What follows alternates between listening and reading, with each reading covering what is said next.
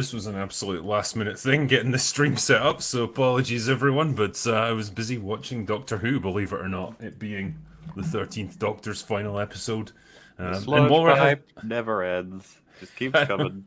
it Seriously, does, it is funny as hell that She-Hulk ends, Rings of Power ends, and then Doctor Who's like, "Hello." It's like, what the fuck? God I damn. know, but in a way it's kind of ended as well, and we're safe now, so yeah, Yeah. we're all right with that. But hey, it's going to make for some good chat fodder when you get around to seeing it, I suppose. You're in for a treat because I Oh can yeah. honestly say like I missed the whole previous season after I watched The Timeless Children. Didn't give a shit about it. Oh, you saw? Did you see Black Adam? Yes, I did. Hey, we can talk briefly about that at least if you want. We can, yeah. Though, honestly, man, I feel like I could talk to you for hours about all the things I've been watching recently. Like I just got caught up with House of the Dragon as well, and Ah, yes, yes. oh man, Viserys. Yep. Gosh, Dude, that episode 8, that was a good one. yeah. Cheers to you, sir. Yeah. He was a good one. Yeah, that scene where he's walking towards the throne, to take the throne for the last time. Like, god damn, that gets you. Yeah, yeah. Did. Like trying to heal the rifts in his family, and he's like looking around. They're all like very, very temporarily happy together, and it's like you Mm-hmm. just realize that's all he wanted. It's all he ever wanted in life. Oh, it's really hard not to like him. Yeah, He's such a raw human being who just wants people to be happy. yeah. And so many of the characters are just they're really like growing into really interesting people. Like Damon seems to be like maturing quite rapidly, and Yeah. he's actually still got quite a bit of compassion for his brother. He's not just some villain, you know. The I can never remember his name. The dude with the eye patch. Amond. Yeah, you think like, well, he's just a evil asshole, but then the more you see of him, the more you totally understand his grievance. It's like, yeah, I totally get where you're coming from, and you're probably much better suited to being king than your brother is. You know what I mean? Yeah, Like, they've had so little time, and they did such a good job in episode 9 of giving us like a crash course in how Amond feels in terms of his conflict, right? Like he does everything he's supposed to do. He does it well, and yeah, yet his station isn't quite the way it should be. yeah. And he has a very interesting conversation with the leader of the Kingsguard, or who will soon become leader, who's like, yeah, I know exactly how it feels to like toil away your whole life and then just see other people get handed things. And it's like, yeah, that's a pretty interesting comparison between the two characters. The whole episode was going fantastic right up until like the last 5 minutes. The I'm the guy who's critical of a lot in the episode, not just the end, but the end really pissed me off. That Yeah. was a huge mistake, and unfortunately, we've heard enough from the creators that they don't even know what they've done wrong in the end. Oh shit. They've It's like your whole the build up until that point had been really good. Like all the different characters scheming, trying to decide what to do. The real tension building about like trying to fill that power vacuum quickly. It's fascinating stuff, and it's exactly what would happen when, say, a king or a dictator or someone dies. Like people rush to try and get things in place so that they can take over. It's really interesting to watch it play out, and then it's like, boom, dragon bursts through the floor, people die. And it's just like, why is this happening? This just feels like that bit just came out of a completely different show. yeah, It's so unnecessary. it's so spectacly. It's like, Yeah. oh no, show! Don't you understand? Your biggest spectacle is an old man walking across the room, Yeah. How much more gripping and poignant and and cheaper emotionally affecting is to that? Yeah, produce. it's just Paddy Considine can outmatch a dragon any day in terms of acting. Absolutely, yeah. Oh man, that's the heart of the show. That was the strength of it. It was the characters. It was the relationships, the emotions, and the political maneuvering. Just like, yeah, it's almost like they forgot the lessons of Game of Thrones.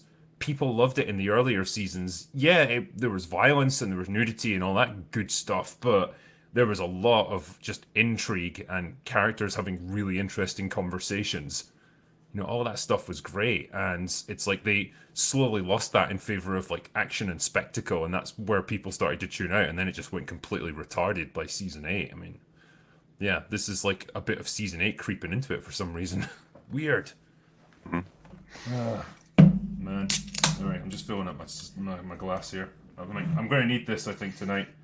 It's funny as well because I was just thinking like Overbar now won't be for another week and a half, and yet we've got the completion of House of the Dragon we could talk about. Also, Black Adam.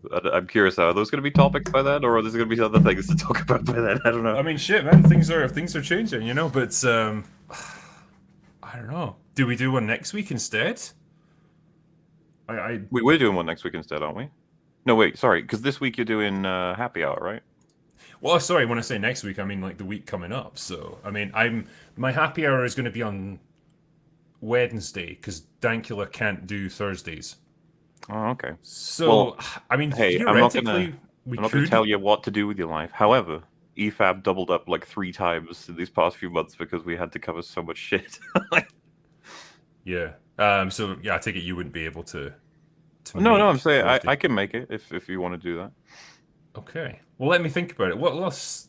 Sorry, There's I feel no like point we're in asking chat the here. audience because I'm pretty sure they're all going to say yes. Yeah, it's like, it's like fans of mine, do you want to see me do a stream? It's like, it'd be funny if they all said, nah, fuck off, you prick. I suppose the question is, what would the topics be? Because you could also do it about Doctor Who. It's you got a buffet. I do, yeah. It's a very mixed buffet as well. Hmm. Yeah. Well, I imagine Gary's going to be streaming about Doctor Who like pretty much right now as well. Right now, yeah. So yeah, And I'll then have a he's lot got to going on. stream about Hot Day later, dude. We're all so busy. I know. I mean, it's a good problem to have, really. Absolutely, yeah. Because you do go through periods where it's like, oh, I feel like there's really not much going on here. I don't know what the fuck we're supposed to talk about this week, but yeah, we're doing okay at the moment, I think. I suppose we could just briefly touch on Black Adam Yeah. in a non-sexual way, but yeah, I was. Oh well, yeah. Go first, I guess. it was a movie. Hmm. Definitely, there's no denying it was a film. I mean, I think it's combining the two like most like overused commodities in modern cinema. You know, like superhero movies and The Rock. Yeah.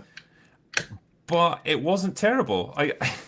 It's weird. Like I'm sure I tweeted about this earlier. It's like I can't really think of anything massive to criticize it for, but I can't really think of anything to praise it for either. It's just kind of a movie. Um, There's it's there's writing flaws for sure. I was expecting it to be way worse. I came out just being like, yeah, huh, all right then. Um, I the height of my enjoyment was ever whenever Pierce Brosnan was on screen. yes, He was not just because he's Pierce Brosnan, but that did help. But also because I think Doctor Fate was the most interesting person in the film. yes. I just would have loved to have seen more of a build up of the relationship between him and is it Hawkman? Yes, I agree with you. Actually, it's Because very like the script really hints at a long friendship between them, and I'm like, okay, great, but like I'm not really getting enough time between the two of them to really build that up. if And this is what I mean, they've hit the ground running now with a reset for DC to the point where they're like, we've got a Justice League type team, Justice Society, and they've been going for a while. Like we didn't get the movie where Doctor Fate was discovered and then he met Hawkman, and it feels like this movie kind of is trying to argue we've seen that part, and it's like we really haven't. And yeah, I think in the final, like the third act, he refers to him as my old friend like several times, and I was yeah, like, I get it, I know you care, but I'm not quite feeling it. Um, yeah, I got more out of just imagining what kind of life Doctor Fate has led.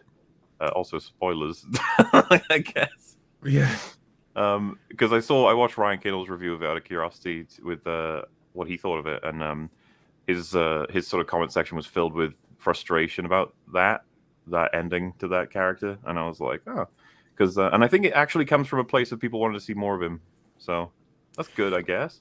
I think so because correct me if I'm wrong. Like the reveal about his origins and how old he is, like doesn't really happen until quite late in the movie. Like you're not really Um, given much about that up until that point. I didn't realize that was treated as a reveal. I thought it was just kind of casual. It's just like, yeah, when I was a little boy, it was World War I, and I was like, oh, so he's old, right? Well, yeah, that's how I took it, and I was like, okay, have I missed other little hints that he's really old before now? But I don't think I did. It was just like kind of dropped in there. But again, yeah, it kind of stirs up a lot of interesting possibilities about well, what have you seen in your life? What incredible things have you experienced? There was But something interesting, I think, to me. One of the most meaningful things I found from the movie when I was thinking about different things I did was the fact that this a guy who's lived that long, not even Kang long, just a decent chunk of time, like over 100 years. Um, Something reassuring for like a fortune teller, a future seer, is to finally not know what the future's going to be, and that mm, he found that beautiful. I was like, that's an interesting thought.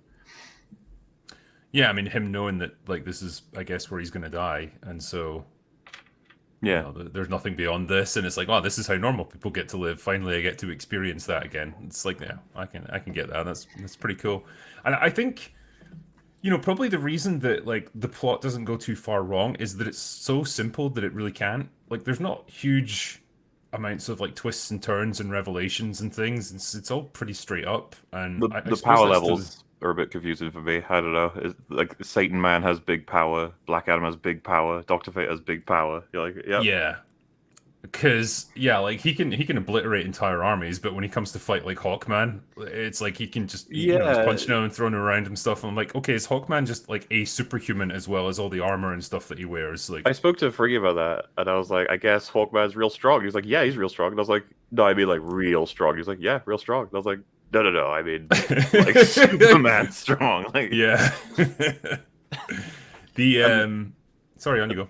yeah, that's fine by the way. I just didn't know that. I don't think we ever get a powers loadout type thing for Hawkman in the movie. I think they just show you him, and you're supposed to gather from what you see that he's like. I would say he's got like super strength, like Superman Hmm. level. Super durability as well, And clearly. yeah, that's what it seems to be, but he is very much capable of dying, so he's not quite as good as Superman. So it's just like, I guess that's it. Yeah, I don't know. Yeah. They sort of overuse the whole like Doctor Fate can duplicate himself kind of thing, like which is something Doctor Strange did as well. In It when they're does. fighting Thanos. It's so weird because I said like Doctor Fate is so totally just Doctor Strange, and then Free was like, "Well, Doctor Fate came first in the comics," and it's like Oh, that is interesting. kind of funny, isn't it? Like in the Yeah. movies, it feels at this point that I'm like, "Oh, I've seen you before." You know the interesting difference though. You always feel like with Doctor Strange, they are constantly scrambling to give him new powers, new magic spells. Like literally every time he does a spell, it's like a different thing. Apart Yeah, from the sling ring, it's always different things. And I think you pointed this out in your Multiverse of Madness review. There's times when it's like, you've really hit upon a really useful spell that you should probably use more than once because yeah. like other things that you've tried after that have been less effective. you know. That's the frustrating thing. Like, whereas this guy's kind of got a baseline of useful abilities that he just kind of keeps reusing, and you almost feel like, okay, maybe that's just like the limits of his powers. He only knows a few different tricks, Yeah, almost. I think that's a really interesting point. We see him, he can cause people to see an illusion. He can create like shields. Hmm. He like drops, I don't even know how to call it. It looks It's like like a a crystal thing that dimensional, yeah, crystal imprisons you. dimension thing on people. He does that one twice. He's a lot more consistent in what powers he uses. You're right. Which I actually do think I take over what they did with Doctor Strange, where it's a new power every single time, and I have just no clue what he can do. Yeah, Um, I also, it's not even fair really, because Doctor Strange at this point is barely a character in the MCU. He's so over the place. But like, I way prefer the approach of just this. It's the kind of thing we were complaining about with Kang, where we were like, how can this guy who's this old and this well versed and this well experienced just be a clown? Pierce Brosnan played Doctor Fate as much more like he's lived a life that's not been fun, yeah. He's which is just he's a suave motherfucker the way, yeah. like Pierce Brosnan. You're like you I just miss him. He should be in more stuff. I know. It's like I'm looking at him like, God, he still looks great, and you can tell he's like totally into this role and he's just giving it his all. I think he's great fun to watch. And yeah, I want to see him in more things, you know. It's a shame. But yeah, I thought even The Rock was okay as Black Adam. Yeah, someone asked me He's like, what did I think, and I was like, he didn't drag the thing down in any way for me, but I also don't know that I would like say he's like a he's like a six, and I mean that in the most literal sense of he didn't damage anything and he added a bit. mm. There are some deliveries from him. This is to give you an example, right? Because I'm not entirely dead inside. I was watching the film, and there's this portion for those in chat who haven't seen it where the Justice Society and Black Adam, for a moment, have the same goal, which is to find someone who is inside like a high tech motorbike thing. But there are several high tech motorbikes, so you got to go and check them all. And as they, going through, you can choose what you want to do to the people who are piloting them, who are the bad guys. Black Adam's just fucking annihilating them, and it's kind of fun. Like he just does not care. And I made fun of them for this in the marketing because I was like, Iron Man kills people too. But no, I think it was fair. What they're trying to say is he literally not only kills people, but he just could not give less of a shit about you. He's just like, whatever, you're dead. Bye. You're in the Yeah. way.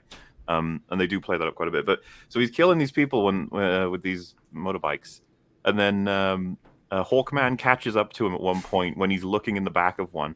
And he's like, "What are you doing?" And he's like, "I'm looking for the boy." And then he's like, "You're killing everybody." And then he's like, "Well, how else will I find him?" And while they're having this back and forth, there is a guy shooting a pistol at Black Adam the Yeah. whole time. There's just bullets dinging off him as he's trying to explain why he kills people.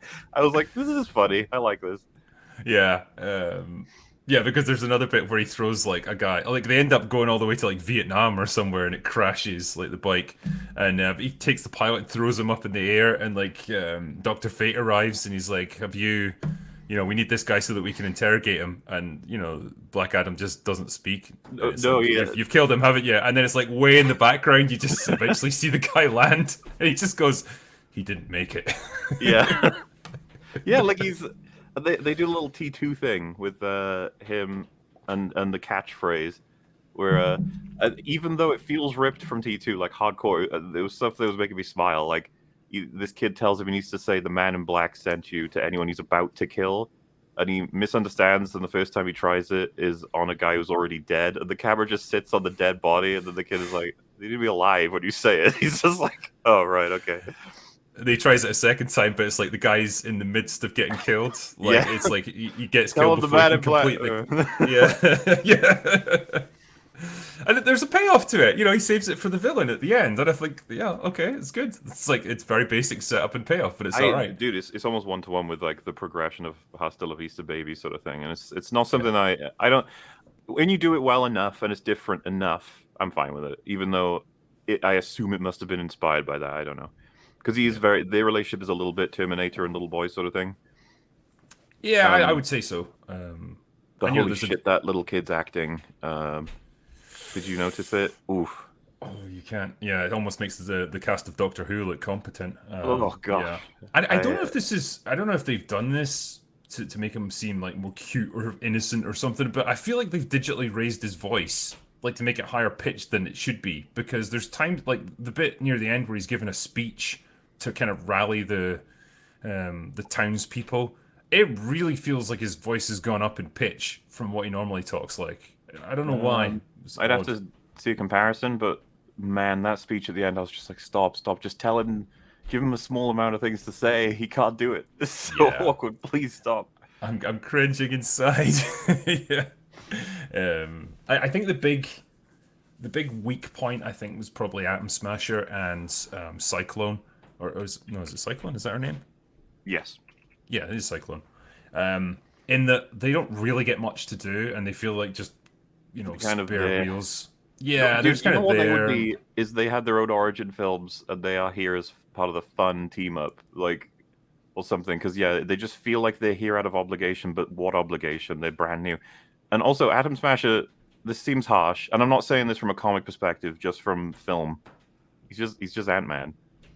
Yeah, Not essentially. only is he just Ant-Man in terms of like the power that he uses, in fact, it's like half of Ant-Man's powers, but he also like the character of like, ooh, I'm awkward, ooh, I make mistakes, but I'm kind of funny and I wisecrack here and there. And it's like, yep, It's yeah, and this I don't know if this is where we're gonna find out that like Atom Smasher came first and Ant Man was based on yeah. him or something. Like probably I don't know about the comics, um, but yeah, like I did. I kind of like their relationship. I just feel like it belonged in a different movie or something. Like it's almost like they detract from the central characters, which is like Doctor Fate, Hawkman, and Black Adam, because they kind of eat up screen time, but they don't add much to the movie. But they're kind of likable in their own right. Hmm. It's an odd one. I feel like they need to be split off somehow. I just thought it was interesting as well because Cyclone came off as a nice, likable character, and I just think if Marvel had been in charge of her, she would have been a total Oh asshole yeah, to him. dude. Like I tolerated both of them. I was just like, and I wasn't expecting to. When it was like my thing is wind, I was like, I don't know, man, what's that gonna do? And then when she came in and did some wind stuff, I was like, okay, that's all right. Yeah, I can have with that good level of control, fine. That's the thing with a lot of stuff in this film. I was kind of just like, well, that doesn't annoy me or impress me. That's Yeah, there. it's neutral, and I think this is David Zaslav's first like DC movie. I think under his tenure, and I think he pushed quite hard to get this done. And I don't know if this is indicative of his style, like because people were in chat are asking like, is it woke? And I would say emphatically no, it's absolutely not. And I don't know if that's what you're going to see Oh, from DC It's just going to be perhaps slightly bland, forgettable movies that are just kind of general entertainment, like the kind of comic book films that you would have gotten 10, 15 years ago.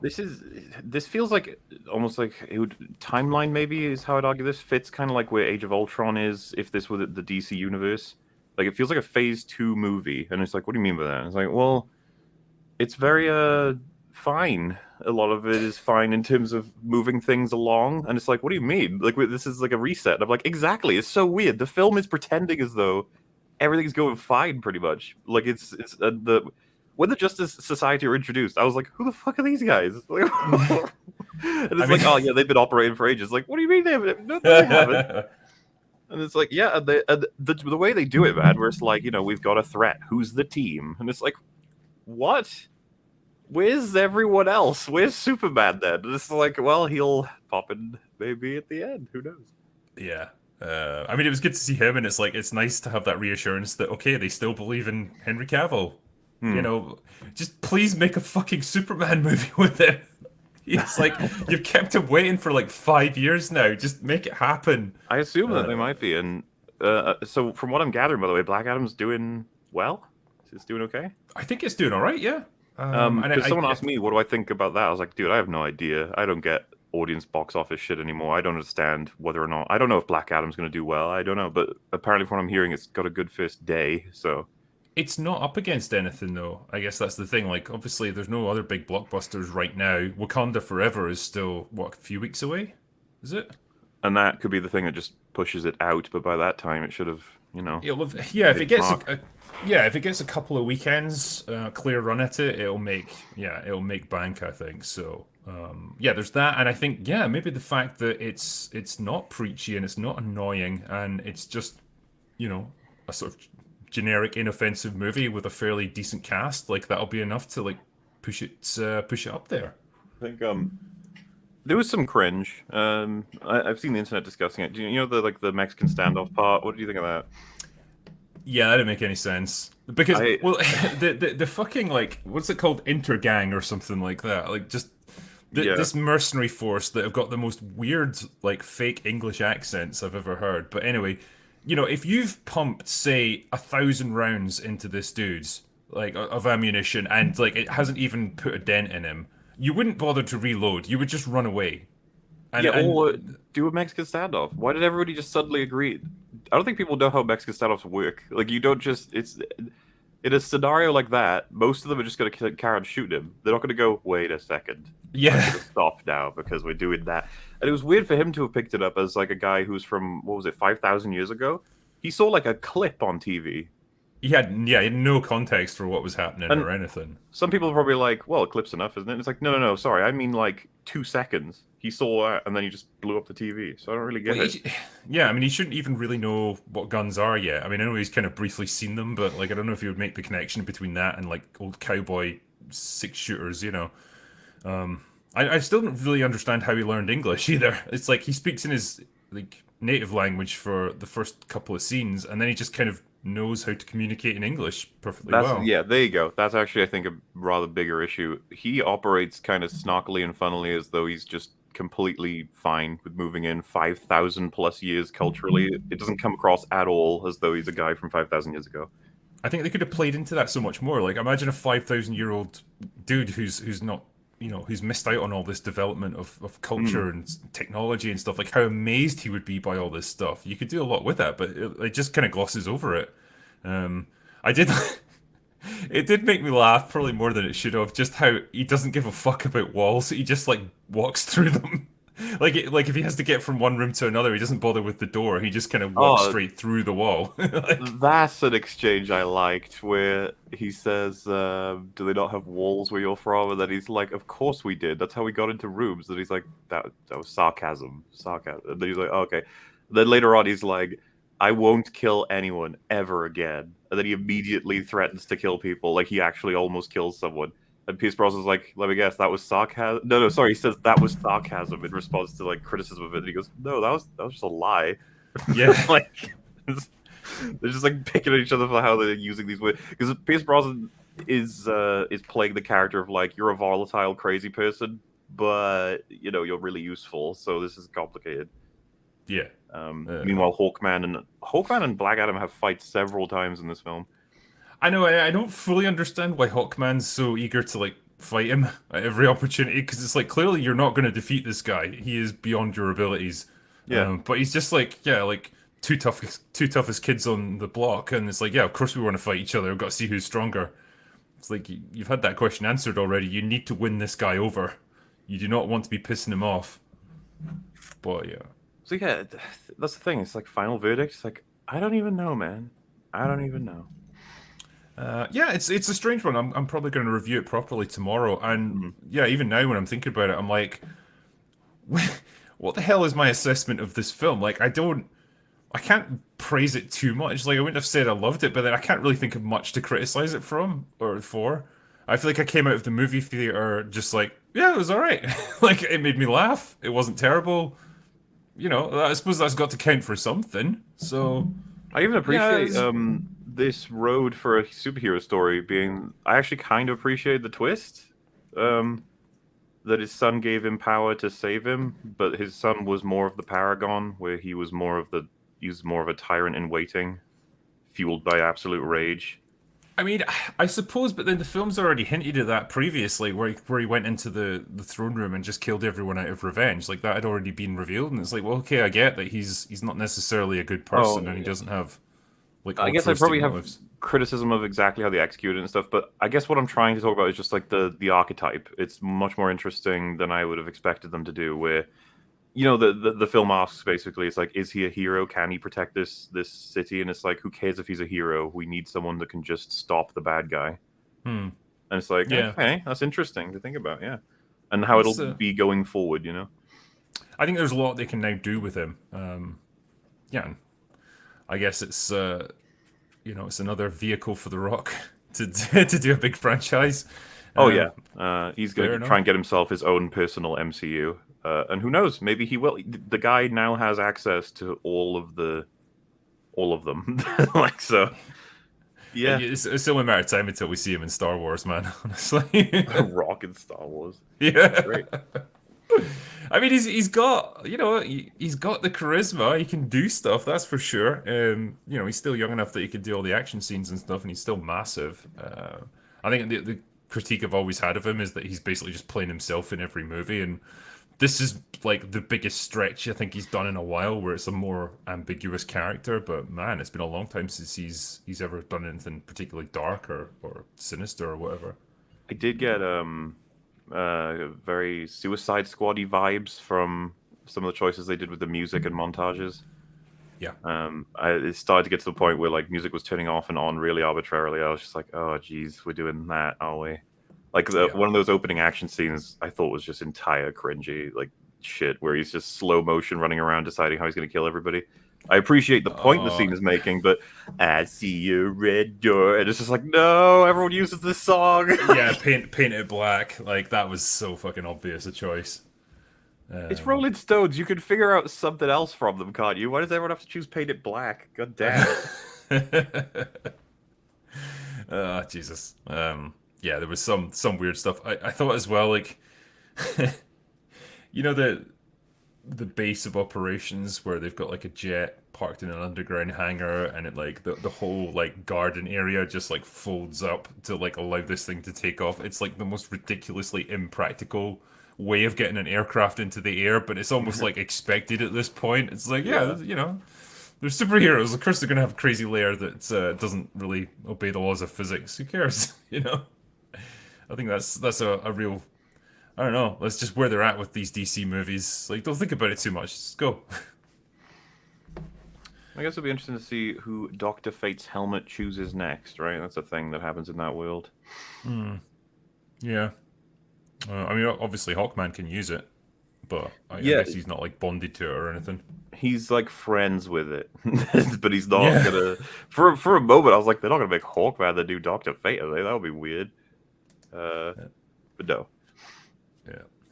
Yeah. Anyway, I know that well, we're half an hour in. We haven't actually answered a single super chat, so we have a crack at that. Let's See do how many it. we can get through before Jay summons you. Yes. All right, cool. So the last one I think that we had here was Fuckawolf, who says, "Drinker buddy, have you ever tried Vice beer?" Yeah, I have actually. It's all right. It's quite heavy going for beers, but I don't mind it. It's all right. Diano says, "Will he?" I think what you're saying here is, will the running time increase if you raise enough money? So this is the Ryan Drake short film. Yeah, it probably will. That's what we're looking at right now, actually, with the script, because we'd scripted enough for about 15, 20 minutes. Like, it's a short movie, like, because we didn't even know if we were going to get 20K together for it.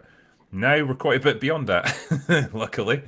And so, we can broaden the script out a bit, like add a few more characters, and have, more sort of expansive storyline, and maybe bump it up to about 30 minutes. Like, beyond that, you're kind of getting into, like, TV episode territory. So we wouldn't want to go too far with it. And right now we've got the budget where we can do like really good quality stuff spread over those 20 or 30 minutes. So that's what we intend to do. Beast Me Is Now says, privileged to support you, Drinker. Just put a little coin on Kickstarter for the Ryan Drake flick. Thank you, man. Good luck with it. That was crazy on Thursday night. Like, Yeah. we started it, and it was like within 10 minutes of the stream starting, I think it was you who said, "Yeah, you've reached your funding goal, by the way." Yeah. What the fuck? It was ridiculous. Craig Wilson says, the music in Rings of Power was forgettable garbage. Howard Shore's music is still moving all these years later, and I can't even remember any of the music from this show. That is very true. So much of Rings of Power is simply amateurish and uninspiring.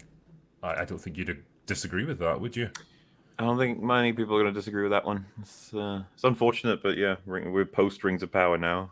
God, do you remember how long we were Rings of Power? Yeah. That was a whole era. But yeah, don't worry, guys. The season 2 will come around eventually, and I'm sure they'll improve by then, right? I honestly think, because there's such a gap, they're absolutely going to, go right back to the drawing board and be like, okay, this fucking sucks. What can we do at this point to try and fix it? Like, get a whole new writing team in. Because if they don't, they're absolute morons. Like, that's the only chance you've got of trying to put this right.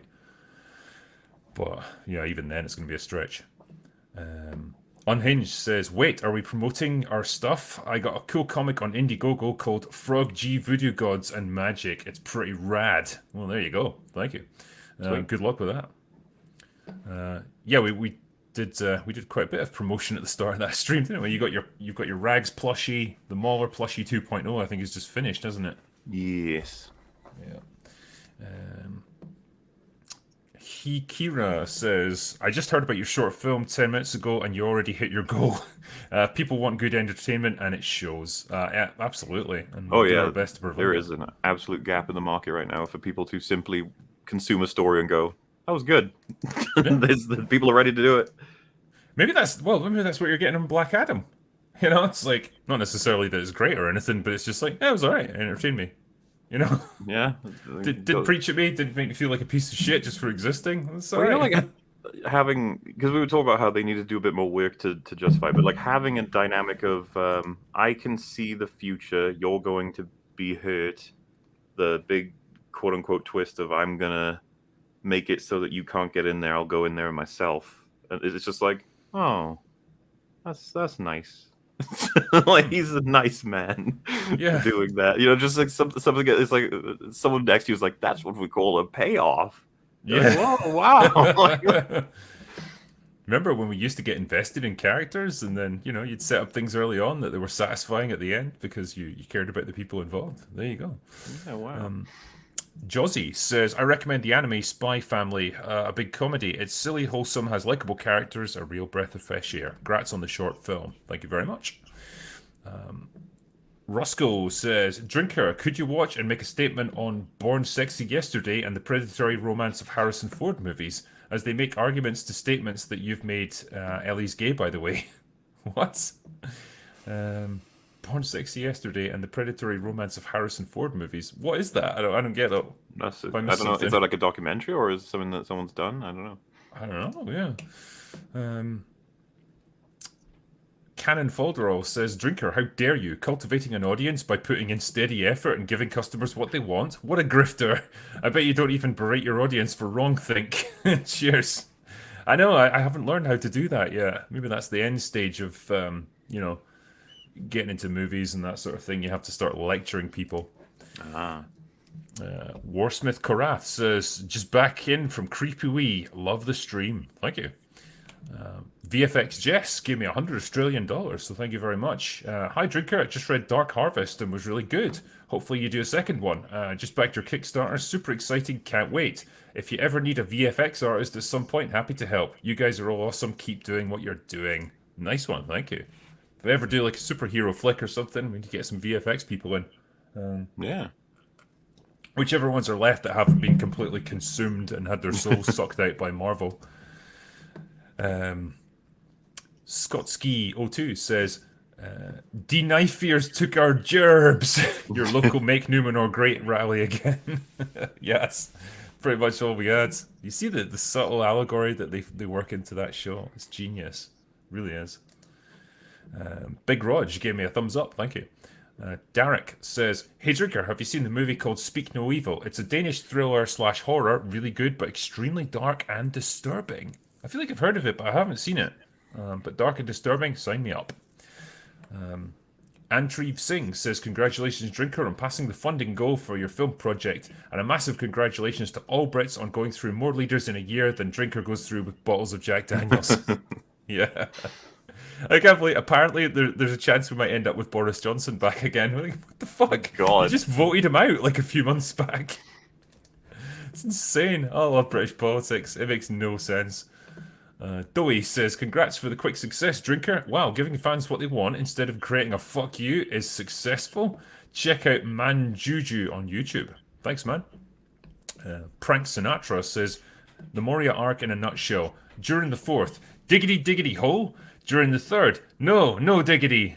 During the 4th, I do what I want. During the 3rd, okay, no throne for you. That's pretty much it. Yep. That whole thing was just a complete wheel spin for the entire season. Wow, it's almost like they were just trying to waste time. Unbelievable. Onibaka says, who did the dying senile old man giving important information to the wrong person better? House of the Dragon or Rings of Power? There's a tricky one, MauLer. Yeah, I don't know. That's tough. Rings of Power did so well. It really did, yeah. I still can't remember the name of the girl that he spoke to. Iarian? Yeah, that could be it. Iarian. Yeah, let's call her Tits McGee. Perfect. But yeah, she had nothing to do for the whole season apart from be there for that one scene and then find the Palantir. So yeah, great. Whereas yeah, that scene with Viserys and Alicent, fantastic. It's really unfortunate that he fucked up everything he'd accomplished at the dinner table just by saying that, but you know, you can forgive him for that. I love the bit where he took his mask off as well. I'm sure everyone there was like, "Oh, not at the dinner table. We haven't eaten yet." But yeah, the fact that he was like, "Yeah, this is what I look like now. I just want to see you. You want to see me as like just a man, not the king, nothing like that. Just your father or your grandfather." And it's like, I just want you to be happy. I thought that was a really good moment.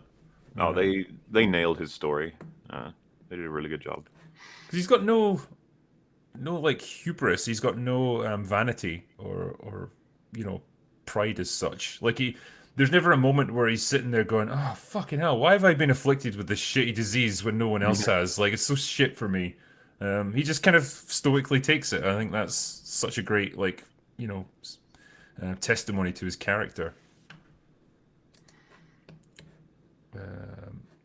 Anthony Porter says, I hope Sauron enabled autosave on fast travel. Yeah, he got to Mordor pretty quick, that was for sure. Andrew Romanowski says, hey everyone, I have a question for you. If Disney decided to somehow introduce Mara Jade into the canon, do you think they'll have her emasculate Luke or write her to be likable only to be killed off to maintain canon? Interesting question, actually.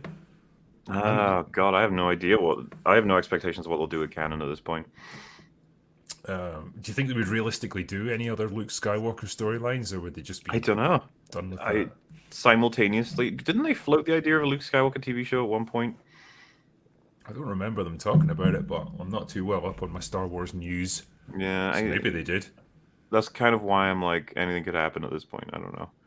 I mean, you don't feel like Lucasfilm would pass up the opportunity to introduce another strong female character, so hey, anything's possible, I guess. Xenomorph says the Lego Batman movie did Sauron better. I can Pretty much believe that. anyone Yeah. could do him better. Casey Boyd, Drinker. Have you read any manga or watched anime, modern or vintage? Demon Slayer in its production outsold the entire Western comic book industry in its run. Yes, it did. It was great. Numbers don't lie. Would love your take on the rise of Eastern media. Yeah, I mean, I'd love to give you like a detailed breakdown and analysis of my thoughts on like anime and manga. I just don't know enough about it. Really, I'm not going to pretend that I do. So yeah, it's something I wish I was more into. It's just finding the time to watch them all. You know, um, I watched, I did watch Cowboy Bebop quite recently, and I quite enjoyed that. It was a good, fun show. Not the, not the remake, of course.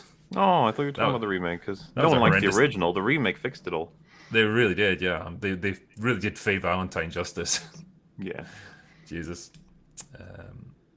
The Nitro King says, here's a funny fact. In the original canon, if Galadriel met Sauron in disguise, Lord of the Rings may very well not have happened, but in Rings of Power, if Galadriel never met disguised Sauron, Lord of the Rings wouldn't happen.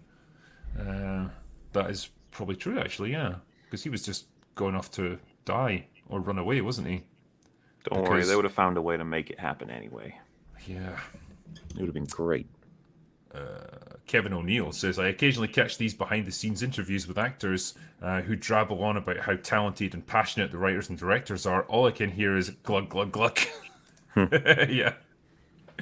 I'm not going to lie, there's a pretty good channel called Echo Chamberlain, right? And he did a really good sort of breakdown of his issues with the Rings of Power. And one of the things he pointed out is like when the actors are doing interviews, they look like absolute douches. Like the guys are always dressed in these like ridiculous flamboyant outfits, like that came, out of a fashion show or something, and they sound like totally effeminate and just like not the kind of people you would imagine ever being able to play the characters they're supposed to be playing, which is probably why they're so bad at playing them.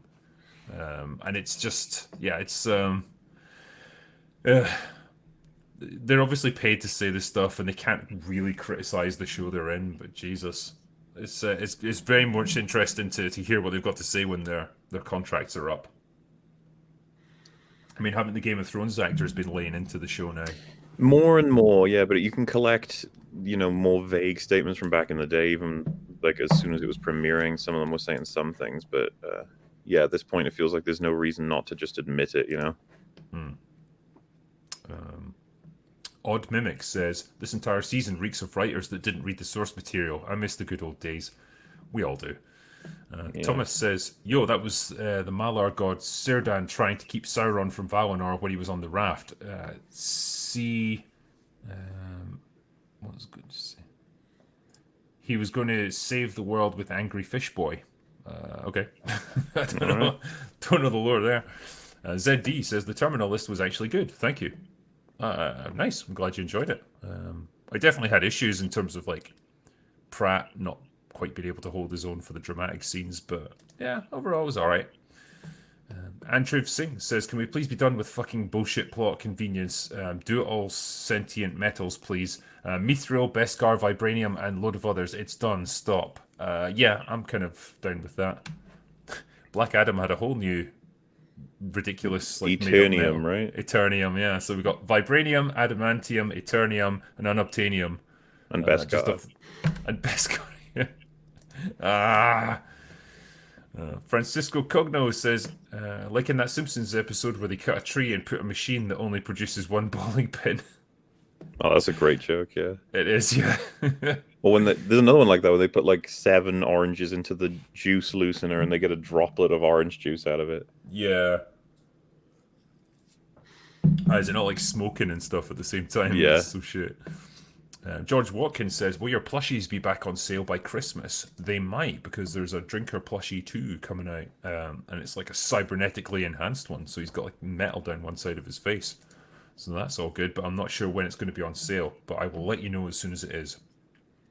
Judo Cricket says, if Elrond asked, who is Halbrand, Galadriel would have just responded, who is Elrond? Because no one talked to each other in this show, they just talked at each other. That's an interesting point, actually.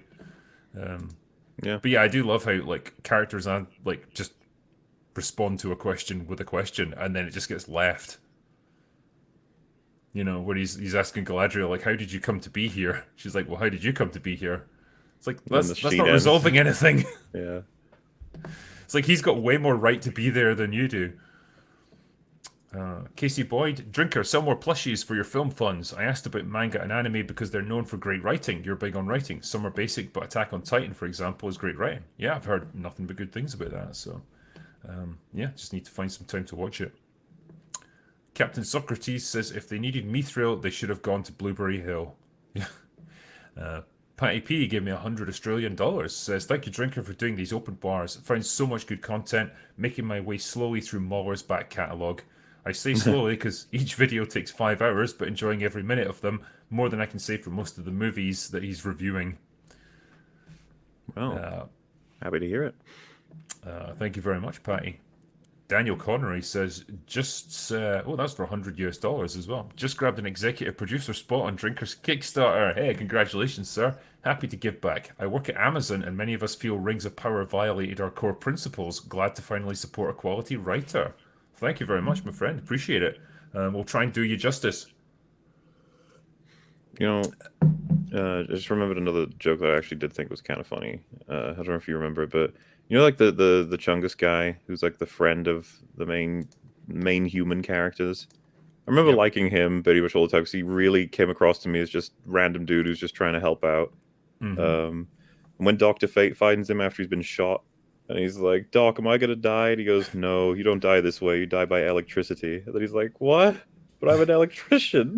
I thought that was funny on its own, but then later when he's like, "There's an army of skeleton people," like, chat, you don't. It's hard to explain, but just run with me. It's like zombie skeletons attacking everybody, and he turns up there and he's got like a crowbar. And he like runs headlong into them, and the friend's like, "What are you doing?" He's like, "I die by electricity." Yeah. That I is thought that pretty was cool, fun. actually. Yeah.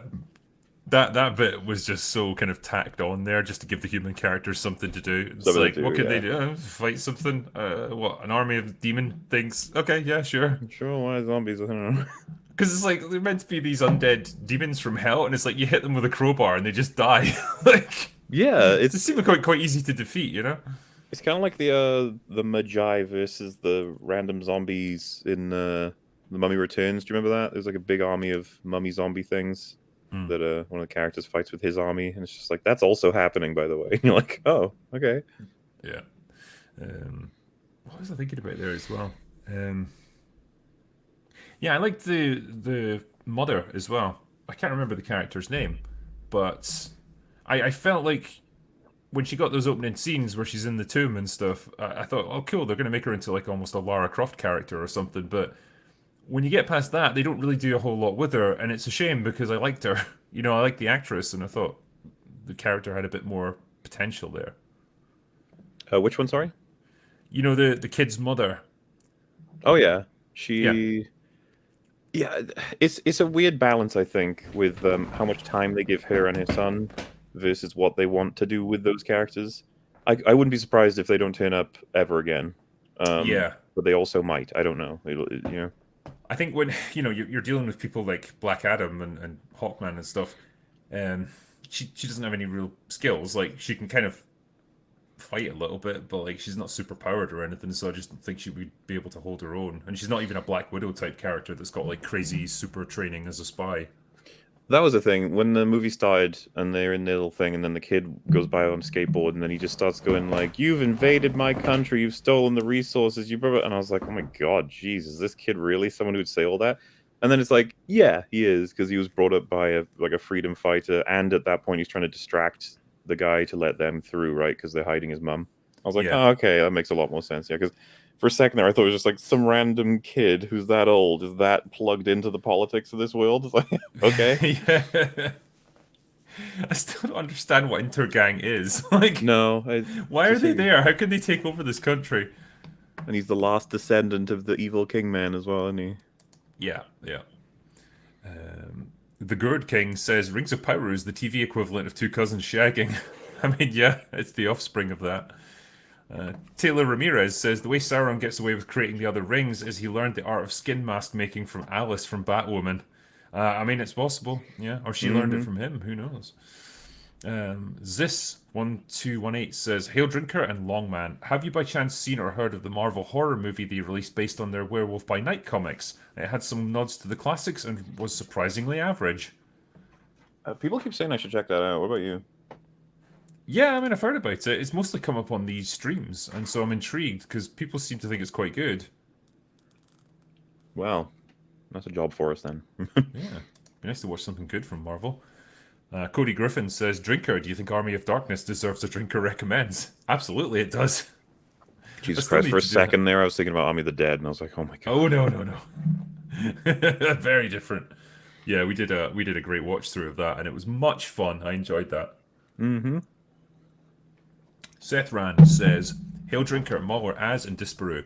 I've solved the greatest mystery of Rings of Power. Celeborn isn't dead, he's hiding, and who could blame him? Who indeed, yeah, I'd be hiding from that. Ariel Wilcox says, Hail Drinker, good luck with the film. Thank you. The Good King, remember, Az, a 34C isn't always right. It's good, though. It's a good handful. Lord Pepsi says, Az, you're not the first or last person to get caught by a trap. Some even enjoy the challenge. Good day, dear. Okay. Jean Javi says, have you guys seen Midnight Club yet? It's pretty amazing, great characters, although I thought it was even better than Bly Manor and Midnight Mass. You've seen it, haven't you? Yeah, and I feel bad because the comments are about to say everything opposite to what that guy just said. I liked it, but it felt like Flanagan light, and it was way too teen dramery and sort of like kind of just poking fun at everything that they were doing. And they play at a supernatural and serious plot line, but by the time you hit the last episode, they're like, we don't care about that. And you're like, oh, okay. It's a shame. It's not terrible. If you like Flanagan stuff, I'd probably recommend it. I just don't think it's anywhere near as good as Midnight Mass, Bly Manor, or Hill House. Mega Tamer Ernie says, I love listening to you guys riffing on these terrible pieces of media. You're all hysterical. I think we were pretty much hysterical after watching She-Hulk. Yeah, so it's reduced us to that, but thank you. Tim Hawley says, Drinker, if you had to choose a major movie company to make a Ryan Drake movie, which company would it be, and would you allow them to make a non-chronological movies, a la Jack Ryan or James Bond movies? I mean, I wouldn't be against it. The tricky thing is, like, the movies have an overarching story, so if you start halfway through, it's going to be a bit weird. It would need a fair bit of, I don't know, exposition or something to explain what's been happening. But yeah, I would want Tom Cruise's whatever production company he seems to run to do it, because he's pretty much the only person I would trust to do something like this. Not to play Ryan Drake necessarily, because he's too old, but just to have someone like that doing it. Like the guys who do the Mission Impossible movies, yeah, they can do it. Anyone but Disney. Blackguard 4 says, will Bronwyn become the Witch King of Angmar and recontextualize the no man can defeat me line of his because he is a raging feminist who can't possibly be filled by a mere man? I wouldn't put it past them at this point. She finds his helmet or something and she puts it on. That's the season end. It's like, oh my god. Yeah, like the guy who designed his armor would be like, this suit of armor is literal perfection. She's like, well, it will be. When it fits a woman. That was so long ago, and it's got such a... That's his legacy. That's Batwoman's legacy, is these funny memes. Yeah. I have to just ask about, Rings of Power. What was going on with those, like, ring wraith things? No clue. I watched your video, and I agree. I don't know what the hell they were. What the fuck that was. When he killed them and how they turned into ring wraith people, it's like, okay. And then there was like a moth there as well, like covering their face. Like, oh, what's happening? I don't understand. Flavius Alcanthar says, I'm thinking you could add cocaine and hookers to the crew, to the stretch goals, since you've already more than doubled your original goal. Yeah, I mean, man, we'll have a few lines set aside for the writers at least on this one. I guarantee that. Thank you. What's the admin Grumpy Bear says, hey Critical Drinker, this was for $100 as well, thank you. I'm not interested in signing up for a Kickstarter account, but I am interested in supporting your new movie. This is the support for that. Make it a great one, brother. Thank you very much, man. I appreciate that, and I will do my absolute best. Judo Cricket says, Drinker says, I'm going to say something positive about She-Hulk, and then pauses to pour a stiff drink before he does. Well played, sir.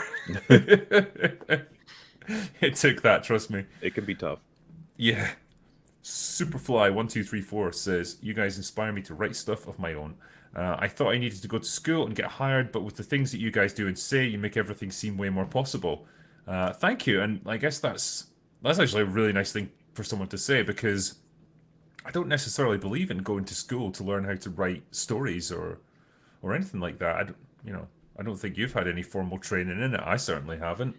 I learned by observing, I suppose, and seeing what works and gradually piecing it together. And I don't know, maybe it's the same for you, but yeah, and it can be done, and that's the great thing about it. And writing, particularly, is the most accessible of all things, because you don't need a budget, you don't need actors, you don't need anything like that. You just need a laptop or something to write it out on, and the sky's the limit. Your imagination is your only limit. That's a great thing. I just wanted to check, by the way, like, has Jay contacted you to start streaming or anything like that? Got delayed by 10 minutes, so I've got 3 minutes according to what I expect. 3 minutes? Okay. Shit. I'll do my best. See what we with this can, one. yeah. Okay. Gunstar1 says, I recently saw an interview with Henry Cavill in which he expressed an interest in doing a 40k TV series. That'd be awesome. My question is this. With all those books and expansive lore, how would you do it? Your thoughts? Oh, Christ. I don't think you could really do it from the point of view of like the Space Marines or anything like that, because they're so far above humans. Like, you couldn't even realistically portray them. I think it would have to be an Imperial Guard unit or something fighting on some far-flung planet in the Imperial. Why not? Because I'm not familiar with 40k, so this is totally how I would do it after familiarizing myself with all the source material. Why not find the most active forum, the most passionate active forum for these people, and then just put up a thing being like, all right, guys, we're adapting. What would you want to see? They would absolutely want the Horus Heresy and the Great Crusade. Like, that's the thing that like people are always drawn to with that universe. It's like that's what most of the books are centered around and everything, because it's like this galaxy-changing event. But it's, I mean, how can I describe it? It's like a war on a galactic scale, you know, with destruction that would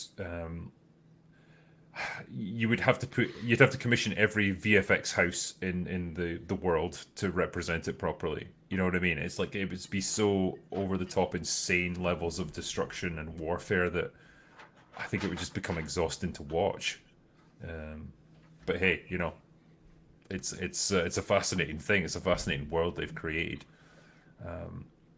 Hypnohype says, greetings Drinker and the bar. How would you fix the Aliens versus Predator or Resident Evil movies? They're two of my favourite franchises, and I think they have never even touched their true potential. Do you want to take one and I'll take the other, maybe? I don't even know. Resident Evil be your wheelhouse more so than mine, but Alien vs. Predator, I don't know. What was the... I think the first thing people complained about when they watched AVP was like, wait, what? The Predators are farming aliens and they've been around for they're doing this. This feels all awkward, and I think there's an expectation that it would be more so maybe a more standard understanding of a Predator movie. There's a couple of components we got to move around. Do we want to have, like, you have the Predator scenario, but also there's aliens, or like that simple, or do you want it to be like a grand plot line where there's some kind of biological tampering that the Predators are doing with aliens, or vice versa, and the humans discover a planet with like an old, I don't know, weapons factory that the Predators then realize they haven't destroyed or gotten rid of, so they have to stop the humans from discovering too much information. But then there's also alien eggs there that hatch. You know, is that this kind of scenario you want to see instead? It's I'm not sure what audiences want in terms of how simple or complex, but I remember when AVP came out, everyone was talking about like the nature of getting the aliens to fight the Predators as opposed to the actual fights themselves. Even though I remember being annoyed that an alien killed two Predators. I was like, what's that about? Can't have that. Ridiculous. That is ridiculous power levels right there. Yeah, Predator should be able to waste them. Yeah. For the Resident Evil films, yeah, like it sounds like an obvious answer, but it's like make it as close to the source material as possible. You know, I think Resident Evil 1 is probably not very suitable for a film adaptation because it'd be too slow and too plodding and stuff. So you'd have to start with 2, really. But yeah, stick it as close as you can to that source material. Don't bring any crazy made for the movie characters like they did with the Mila Jovovich movies into it. Don't try and like have these weird connections to like everyone's childhood and stuff like they did with Welcome to Raccoon City and whatever the Netflix show was. Like, forget that. Just stick to the canon. Give us recognizable characters, recognizable locations, and a storyline that's as broadly similar to the plot of the games as you can, and people will lap it up. You know, it probably end up being a bit goofy and over the top, but that's what people who play Resident Evil expect. You know, Yeah. and that's all I'd ask for. It's not too hard. The story's there waiting for you. It's not difficult to adapt. What's the next one? Fluggy says, Drinker, I'm a big fan. Great videos with insightful commentary. Thank you. I just got the first Ryan Drake book in the mail today and I can't wait to read it. Excellent stuff, and thank you. I hope you enjoy it. The Comedy of Man says, off topic, but Drinker's opinion on Scott Pilgrim. I liked it. It's good fun. Brie Larson's even in it and she's tolerable, so damn. True. Who knew? Yeah, is it Michael Cera that plays Scott Pilgrim? I think it is. Yeah. Yeah, and Chris Evans being a total douchebag. So yeah, it's fun and it's just like over the top, sort of cartoony video gamey stuff, and yeah, it's fun for what it is, I would say. Chris Lowe says, was hoping the final episode of Single Female Hulk would get cut off mid-air after someone spilled beer, and in 1,000 years aliens would threaten humanity unless the final episode is aired. Nice. They should have taken inspiration from Futurama, that's true. Yeah. The Biv says, the cringy IGN review of She-Hulk, worth a watch. Jesus. Yeah, was there not an exchange that Gary had with a writer for...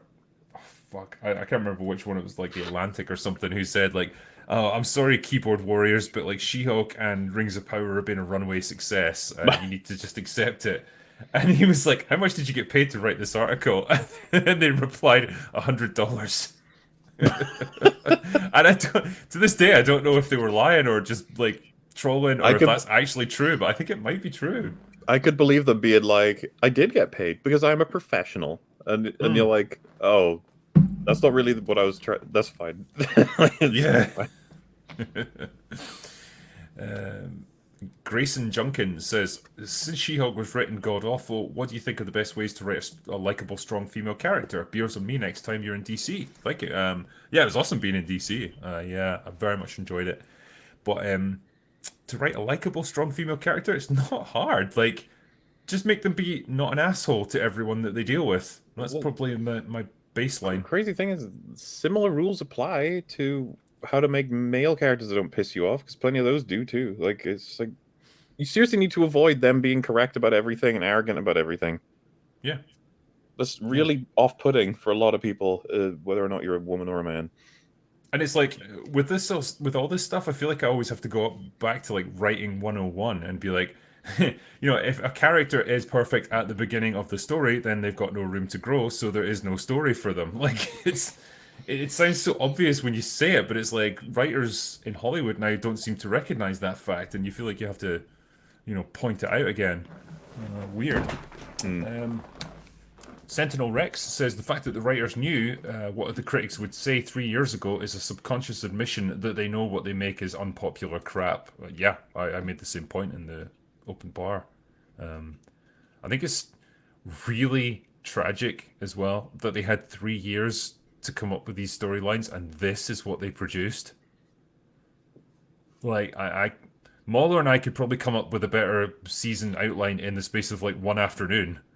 Well, it's funny. Our job requires us to do that a lot. A lot of people like, quick fix, go, quick premise, go. And it's funny because as much as we try, and we can fail all the time, being like, oh, this is this, and then the audience will be like, ugh, that's an idea, that's horrible. And you're like, oh, right. We don't get the weeks that these guys are supposed to get. Because, you know, when I think about how Michael Waldron was told that his script was thrown out the window and that they were starting to film whenever, and I'm just like, did he at least try to work on something in those intervening weeks where he was told they weren't sure yet? It's like, you may as well, right? Just write up something so you have something to... And so, yeah, sometimes I wonder, because it's like, if I had a focused team of, like, you know, like you and me and a couple of others or whatever for a whole week, I feel like we could come up with something better than MOM, let's put it that way. Yeah. Yeah, I would say so.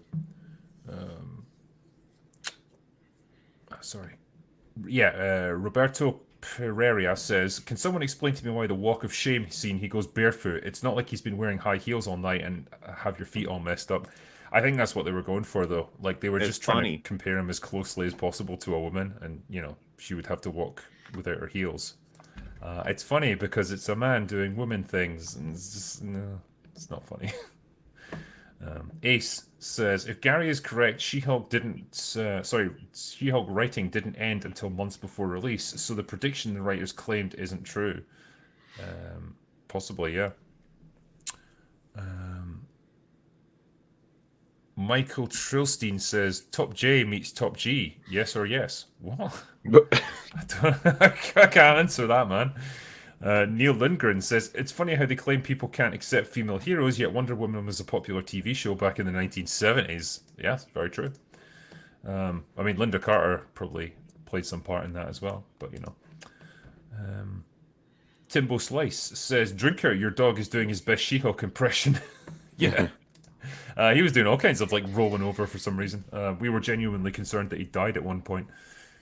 Joe McGuinness says, oh, I get it. The Female Lawyer of the Year award is a metaphor for the Pickle Rick Emmy.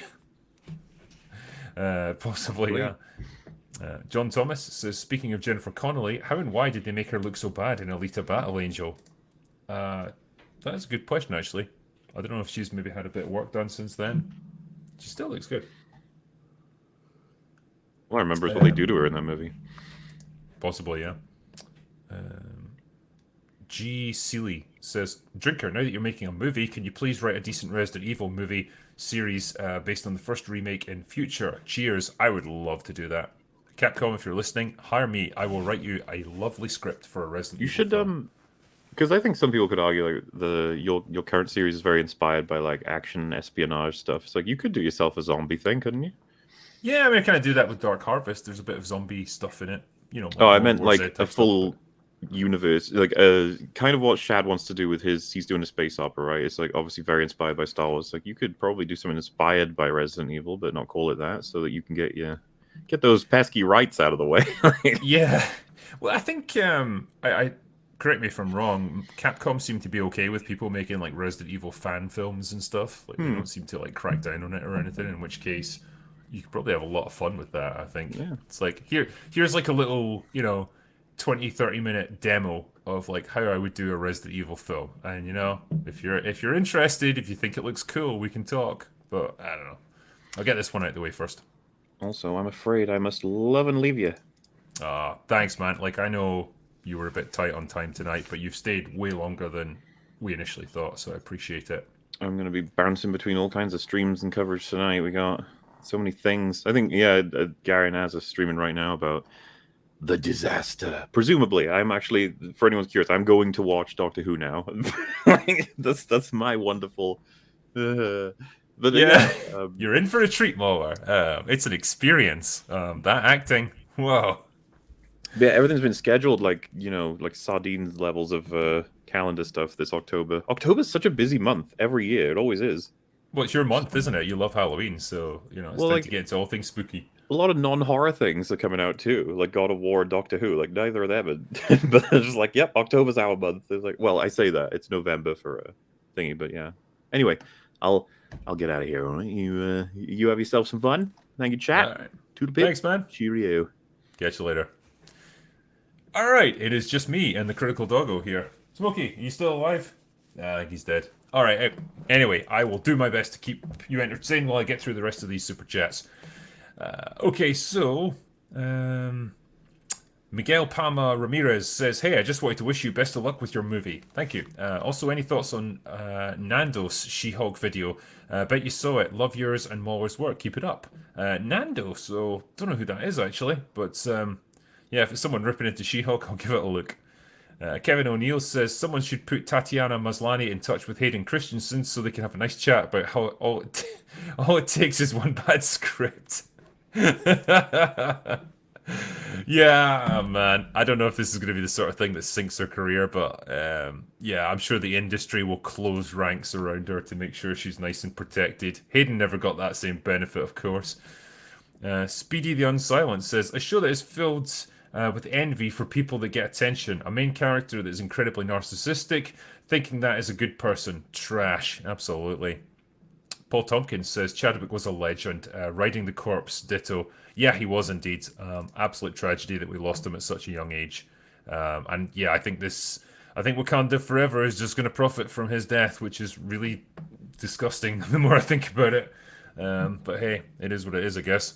Ian Cummings says, have you seen the leaked Indiana Jones trailer? No, thank fuck. They use that technique where they play a simple slow piano riff of the original theme. It reminded me of the Force Awakens trailer, and it only makes me not want to watch it. Yeah. If I wasn't, kind of expected to review it when it eventually comes out in like 2032, I don't think I'd want to watch it. I wouldn't want to put myself through it because I don't want to see Indiana Jones getting humiliated and ruined, because that's what they're going to do to him ultimately. Someone here in chat was asking if I played Elden Ring. Yes, I have. I've never streamed myself playing it because it's so fucking humiliating and infuriating, getting killed about 50 times just to get through one boss. So I didn't think it would make for fun live streaming, but I have played it. I think I got as far as I defeated Renala, Goddess of the Moon, and then kind of like stopped. And I think I went away on vacation or something, and then haven't really got back into it. I was enjoying it. I got through that initial phase of like, oh, this is so fucking difficult, I hate it, to where I actually started to enjoy it and I was making progress. But yeah, you don't need me to tell you, it's a pretty challenging game, and it's not one I feel like compelled to get back to very often. Yeah, you should stream it. No, you're just gonna hear me like rage quitting. And/or review. Yeah, I mean, I'll review it once I've finished, like when it's all out. I guess it's still midway through, so I haven't seen all of it yet. I've been quite liking it so far. It's not amazing, but it's probably the best Star Wars show that Disney have put out, which is a low benchmark, I know. Andrew McCarty says, I'm talking about the first Matrix. Okay, so that was Nostalgia Critic who'd done a review of that. I haven't seen his review of the first Matrix film. The Gourd King says, Critical Doggo, fuck off show. Indeed. That's his attitude to most things. Name's Ryan, 50 years ago, says, here's some money, don't spend it on booze, drinker. Oh, but I want to. Hugh Greentree says, regarding the stranger in Rings of Power, one wizard went to the east. What if the stranger is Saruman? He was the first of the Istari to arrive. That gives the writers too much credit. Yeah, that is one thing I'd wondered, actually. I don't need these on anymore because it's just me here. Yeah, my initial thought was like, it's going to be too obvious to be Gandalf. It has to be someone else. Maybe Saruman, maybe Radagast the Brown or something. But no, I think it pretty much is just Gandalf because we were both giving the writers too much credit there. Neon Arrakis says, well, Dearborn, Michigan is uniting the Muslims and Christians. What a timeline we are in. I don't know what's going on in Michigan, man, but doesn't sound good. Zagros Ozcan says, thoughts on gangs forcing theatres in the UK to not play the movie The Lady of Heaven? I don't know about it, man. I don't know what's been going on there. Plush says, you guys provide a service, truly. So done with Holly Weird, India and alt entertainment all the way. I don't blame you one bit, mate. Ah, oh, come on. This is just disgusting. We don't allow nudity on YouTube, so you need to just stop. Turn over. Jesus. Well, you've all seen the Critical Doggo's balls now. Anyway, on with the next one. What am I doing with my life? This is the content that I'm putting out onto YouTube. Yeah, there we go. Doggo dead. Classic She-Hulk pose, yeah, indeed. Okay. Anyway, I need to get on with this because otherwise I'm going to be here till like 3 in the morning and I'm going to pass out. Next one is Waylon Pacificus says Bezos' ex-wife is getting another divorce. Damn, she's getting through them quicker than She-Hulk. Gator159 says the only way for me to watch movies anymore is if you do a happy hour about them. Please do more. These podcasts of yours aid morning hangovers. Thank you very much, man. And yeah, what a cool doggo. Yeah, I'm going to be doing next Happy Hour with Count Dankula on Wednesday. So we're going to be covering Event Horizon because it's the season of spookiness and all that, and that's a nice spooky movie. Next one is Audrey says, "Greetings, drinker and crew. Question for you: have you ever reviewed the 80s, 90s sports feel-good movies like Major League, Angels in the Outfield, etc.?" Not really. No. I mean, the only movies I've covered in the sporting realm is the Rocky films. But yeah, I haven't really got into like anything else beyond that. Just really haven't had the opportunity, I suppose. Always up for it though. Next one is Andrew McCarty says, thoughts on Superman Returns with Brandon Routh. I thought it was okay. I thought it was like Brandon really captured the spirit of Christopher Reeve's Superman. You know, he was really trying to copy his mannerisms. He obviously bears a pretty decent resemblance to him. And, you know, they had the Superman outfit just looking like him. It was a nice little throwback to that earlier era of superhero movies because it came out around about the time when the X-Men movies were on the rise and we were getting like slightly more, you know, grounded, realistic superhero films almost. They were trying to make them like a bit more edgy. And yeah, it just felt like a total throwback to a different era, but I don't think it did well financially. You know, they certainly didn't do any more. John Doe says, speaking of Bond, Spy Family is a strong recommend. Oh, thank you. Dangerous Species, please use the correct title. Re-Hulk, indeed. Frank Sinatra, have any of you watched or read any Vampire Hunter D? No, I haven't, I'm afraid. I don't know about the others. Baymaxian, and that was for $100 US. Thank you for your generous donation, sir. Per Rotten Tomatoes, the average audience score only considers a rating of 3.5 stars or higher. Rotten Tomatoes accepts low-rated scores, but they will not affect the average audience score. Proof? Click See Score Details, then the question mark on the right to the audience score. That's interesting. So even if you think a movie's genuinely shit and you want to give it like 2 stars, it just doesn't count. That sucks. Hokies Forever says, hey drinker, love your reviews, especially Das Boot. Have you ever seen U-571? Yes, I have. Would love to hear your thoughts on it sometime. Good old style World War II submarine movie, I thought. Yeah, so U-571 is when they're trying to capture an Enigma machine, isn't it? And it's like Matthew McConaughey and, what's his name? Oh, the guy was in Pulp Fiction. The name escapes me. Anyway, yeah, it was a good film. And good action. You know, those kind of undersea like depth charge sequences and stuff, they're always going to be good fun. So yeah, I liked it, and it was given kind of modern effects and stuff. So yeah, decent movie. Abby Normie says, I watched all you guys, not Rings of Power. Did the horrid halflings not tell tell not Gandalf about evil Sauron, or is that why thinking he was Sauron freaked him out? They didn't tell him about it because they don't know about Sauron. I think they're just totally ignorant of it. The writers just wanted to kindle that idea that he might be Sauron, potentially, but then it just all went away. Best name I can think of says, have any of you read any of the first law books by Joe Abercrombie? If you like dark humour and great character work, I recommend it. All the best. Thank you. I haven't read them myself, man, but I'll keep it in mind. Crazy Tiger Person says, a drinker making fun of a drunk woman with superpowers that should not be able to get drunk. Based. Yeah, that was an interesting one where she comes out of Hulk form and it's like the alcohol that her body would have already metabolized as the Hulk so that she's not drunk somehow like gets reabsorbed into her body and makes her super drunk. Doesn't make any sense to me, but you know, that's just me, I suppose. Next one is Anthony Porter. The Sandevistan is a badass. I'm not sure what that is.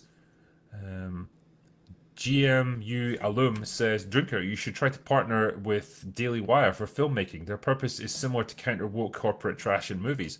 I mean, my door is open.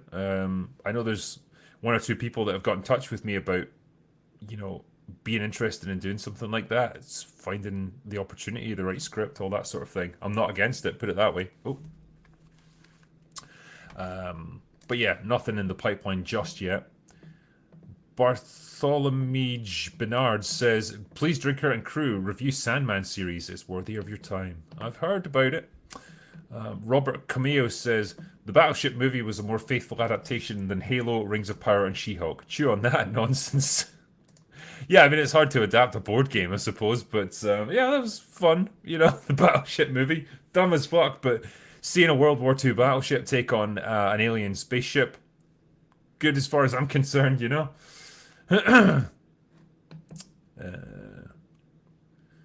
This is Kyle says, it's because they only care about the platform that IP provides. I don't know about you all, but I honestly see these type of people as objectively evil.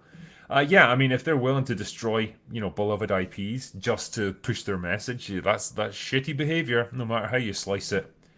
Walker Luke says, Drinker, Dark Harvest was bonkers. Now, please tell me, what are all your thoughts on the Last of Us show trailer, since we're on games? I mean, the trailer doesn't give away a huge amount at this stage. I don't like Pedro Pascal as Joel. I don't think he looks like him or sounds like him or anything. So I'm not loving that, but man, I don't know. Video game adaptations historically have been pretty shit, so I don't expect this one to buck the trend particularly, but yeah, I'm always ready to be surprised. Sleepy Gremlin says, you should watch the music video for Edge Runner's ending theme, Let You Down. It tells a side story in 4 minutes with no spoken dialogue with a better female character than what Hollywood has put out recently. I mean, I'm not surprised, honestly. Mr. Smith says, John Carpenter wants to do a Dead Space movie. What do you think? If he can pull off what he did in The Thing with modern day budget, it might be good. I mean, John Carpenter, I fucking love his movies, like when he was in his heyday, but his heyday was like 35 years ago. I just don't think he's really got it anymore.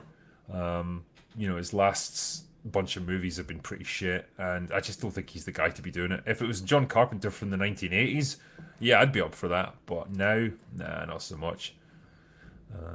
Christian Vardal says, does D&D get enough credit for their adaptation of the first 4 seasons of Game of Thrones? I mean, they certainly do in the corporate press. I don't know how the fans feel about it. Thing is, they had great source material to work from, and yeah, I mean, it's a skill, obviously, adapting the source material in a way that is concise enough for a TV show. So I won't knock them for that. Like, there was definitely stuff to work from, but then the problems came in when they ran out of material, and they had to, I guess, use their own creativity and imagination, and that's when the show just went off a cliff.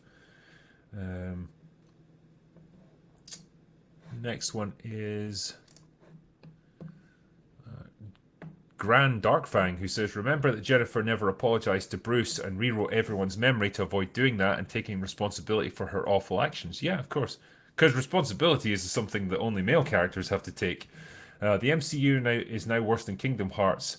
Yeah, pretty much, yeah. Why should Jennifer have to have accountability and responsibility when she can just rewrite the whole reality of the world around her? Christopher Dominguez says, what are your thoughts on the original Hellraiser film and its sequel, Hellbound? Loved the original. Thought it was fantastic. The sequels kind of gradually went downhill in terms of overall writing quality. The gore certainly went up, so that was all nice. But yeah, the original was great fun. Tacit Cat says, Dear Drinker, thanks for all the fun, well-written videos. Do you have a favourite video game or series or standalone title? Yeah, it's got to be Resident Evil, man. It's like my obsession in life. So yeah, that's my favourite video game series of all time. Love it. What's this? Dirty B69 says, yes, but when do Galadriel and Sauron bang? Well, we might have to wait a while for that, I'm afraid. But yeah, I can't believe they had them have this weird romantic relationship. So shit, man. Here we go. This is one of my subs here, Mr. Brown Alliance. Do him a little favor, right? If you're thinking about other channels to subscribe to, maybe consider him, because he's trying to get to 1K. I think he's almost there. There's the link to his channel. Give him a little shot, because I'm sure we've done stuff together before. I've gone on there and streamed with him. He's a really good guy, and he does fantastic work here on the on the channel, like just modding and stuff and keeping everything running. So if you got that little opportunity, give him a subscribe, and let's see if we can get him over a K, so he can get monetized, because he deserves it. I'll leave that there for a little while.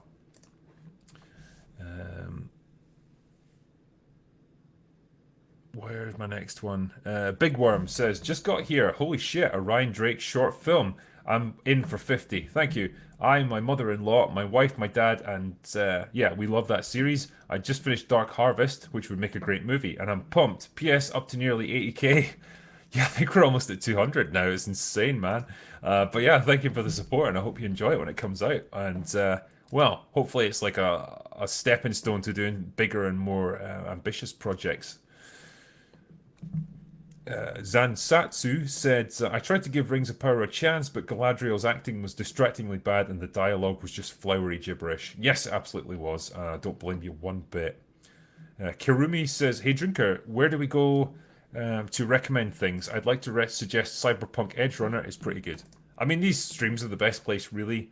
I've said to people, look, when it comes to recommendations by email and stuff, I can make note of them, but I'm not going to reply to them because there's so many that come through. I would be spending all day just answering emails with that, so those don't really get a response from me. But yeah, Cyberpunk Edge Runners, a lot of people have recommended it to me, so I will give that a look.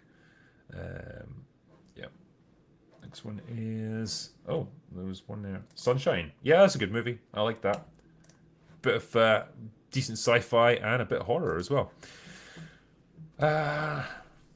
Next one is Itzel Neely Rivas says, Disparu and Drinker, I love you guys. You always make my day. And question to everyone, what's your favourite TV show or shows? Yeah, I mean, obviously it's just me here right now, so I couldn't pick, narrow it down to one TV show because that would just be crazy. There's so many that I've watched over the years that I've loved. I loved Farscape back when it was out. I loved Stargate SG-1. I loved Star Trek The Next Generation. I loved Breaking Bad. Just like so many shows that have made an impact over the years. So I definitely wouldn't be able to pick and choose and narrow it down to one. But yeah, those are some of the top ones for me. Next one is Andrew Clark says the inciting incident of The Prestige is broken. I would need to rewatch it because it's been too long since I've seen The Prestige. I can't remember what the inciting incident is. Joseph Verslays says, Drinker, are you reviewing Halloween Ends? Yes, I will be. I wanted to go and see Black Adam first, but then as we get closer to actual Halloween, I should go and see Halloween Ends and see how it is. I've heard it's shit, but yeah, I'll give it a watch. I just recently did a review of like the very first Halloween, and man, Jamie Lee Curtis was pretty hot in that. But anyway, that's beside the point. I feel like this would be a nice way to bookend it, so yeah, I will do a review of that. Toasted Foolery says, got here late. Did you guys see the All Quiet on the Western Front trailer? It looks awesome if they can pull it off. Yeah, it looked really good. I like that, so hopefully they do it justice. Russell Hall says, there is a tempest under NYC. There probably is, and above it. Hammocks says, hail patrons. As people on the right and somewhat outspoken against publicly supported media like the BBC, how can you complain about corporate greed milking a franchise cow dry? I mean, I wouldn't necessarily pin it down to like one particular thing, but yeah, like I'm on the side of good storytelling.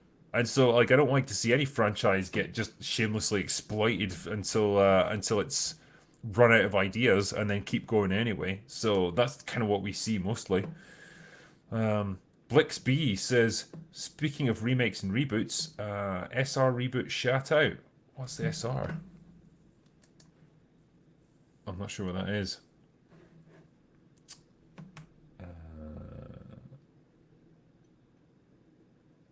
Sorry, there was another question there asking me about... Oh, fuck, where is it? I'm just scrolling up through the chat here because it was a good one.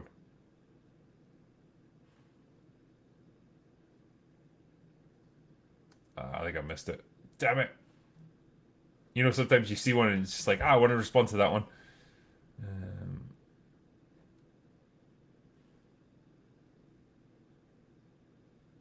Yeah, okay. Sorry. You had a moment of silence there for me when I was just scrolling through the chat. I was trying to get to it, but I've lost it. Apologies. Does this dress make my ass look big? Says, fair warning, this might get stuck in your head. Psycho Hobbits to the tune of Psycho Killer Talking Heads. I'll need to give that a try. Roscoe says, Drinker, do you think there are any problematic elements in video games like in Bully where you can look up girls' skirts? Do you think it's good to remove that? I mean, stuff like that's a bit weird because I guess you don't want to encourage things like that. But then you've got games like Grand Theft Auto where you can steal cars and shoot people just because you feel like it. So I don't know, man. Like video games are kind of meant to be almost like a safe space for people to express or to like just indulge in all these like violent fantasies or whatever. Um, and I'm not in favor of like censorship of stuff like that. Obviously, there's boundaries of decency that you probably shouldn't go over, but you've got all kinds of horror games that explore body horror and violence and shit like that. So yeah, it is a tricky one. I think it would come down to the individual game, I suppose. But yeah, overall, like I think we've realized by now video games do not like encourage people to do these things in the real world. Like it's not like the early 90s anymore when we can claim that video games cause violence. So anyway, the next one is so I think Mr. Brown's up to 800 subs. If Mr. Brown Alliance, if you can post up a link to your channel again, I'll put it up once again. There we go. Yep, there you go. So it's Mr. Brown Alliance. Let's see if we can get him over 1K. Just if you're watching this and you've not subscribed to him, he's one of my mods. He's a good guy, and yeah, see if we can get him up to 1,000 subscribers. Get him over that little milestone. Right. Oh yeah, that was a question. Drinker, have you ever played Metal Gear Solid? Yes, I have played all of them, apart from like Metal Gear Rising Revengeance, because that seems stupid. But yeah, played like not the old NES ones because they're like fucking ancient, but like the ones from like the PlayStation 1 era onwards. So Metal Gear Solids 2, Snake Eater, 4, which I actually really liked, 5, which was garbage, and pretty much was done there. Yeah, you realize memes are likely to come out with the dog in the background. Of course, like I would expect nothing less. The critical doggo, I think, has been in many memes already. There's actually 2 of them, but the other's like on the couch over here, so you can't see her. But yeah, anyway, I'll let me just refresh the super chat list here because I know there was a whole bunch that came in. That was all of the ones from the previous night, so it's just the ones that came in tonight that I'm going through now. If you give me a second. Oh, here it is. So, Patient Elijah says, hey, fuck. Okay, that's in Polish or something, and I'm really sorry, I can't read that. I don't know what you're saying there. Apologies, man. Grimnack28 says, yeah, a Sunday stream with my 2 favourite men of distinguished accents. I know this is a Doctor Who, but I remember Scotty and Pippin, those brave hobbits. Yeah. Scotty and Pippin, yeah, truly. World's champion hobbits, you might say. Doey says, Batwoman is returning in an episode of The Flash. Will EFAP cover it? I really hope they do. In fact, I think you can guarantee it. Chris Nicholson, watching She-Hulk writers boast about trolling the haters just feels sad. It's like watching someone soil their pants and then act like they have the upper hand because they laugh at people who have to smell it. That's really fucking true. That's basically what you're dealing with here. I imagine just being that fucking negative about your own audience right off the bat. Amplify Create says, hello, it seems I'm your new executive producer. You will do as I say. Now, which women of colour are we casting as Ryan? Well, good luck with that. Bugger, I meant producer. Anyway, I'm thinking Tessa Thompson. Yeah, we've got to get her in this movie. It would be a blast, I'm sure. Yeah, thank you for your support, though, mate. Jess Schwalbach says, now that I'm a producer on the up-and-coming Rogue Elements, do we get to have power lunches together, and can we make MauLer pay? We can do power drinking together if that's what you'd like. I'm sure we can make that happen. Yeah, damn, I don't know how many producers we're going to have on this film now. Jesus. Waxy says, to be fair, I really liked Dr. Fate. Yeah, I think we all did, really. I mean, how can you not like Pierce Brosnan? J.S. Pena says, Halloween did not create the slasher genre, it only made it popular. Films such as Psycho, Black Christmas, and Texas Chainsaw Massacre have come before. Did Texas Chainsaw Massacre come before Halloween? Because Halloween was like the 70s, wasn't it? Like 1977, 78. Damn. Texas Chainsaw Massacre must be really old. Yeah, well, I will bow to that one then, but it definitely popularized the slasher genre, and it kind of set that template for supernatural 80s slasher films. You know, you had the Friday the 13th movies, you had the Freddy Krueger movies. They all kind of sprang from this, I guess.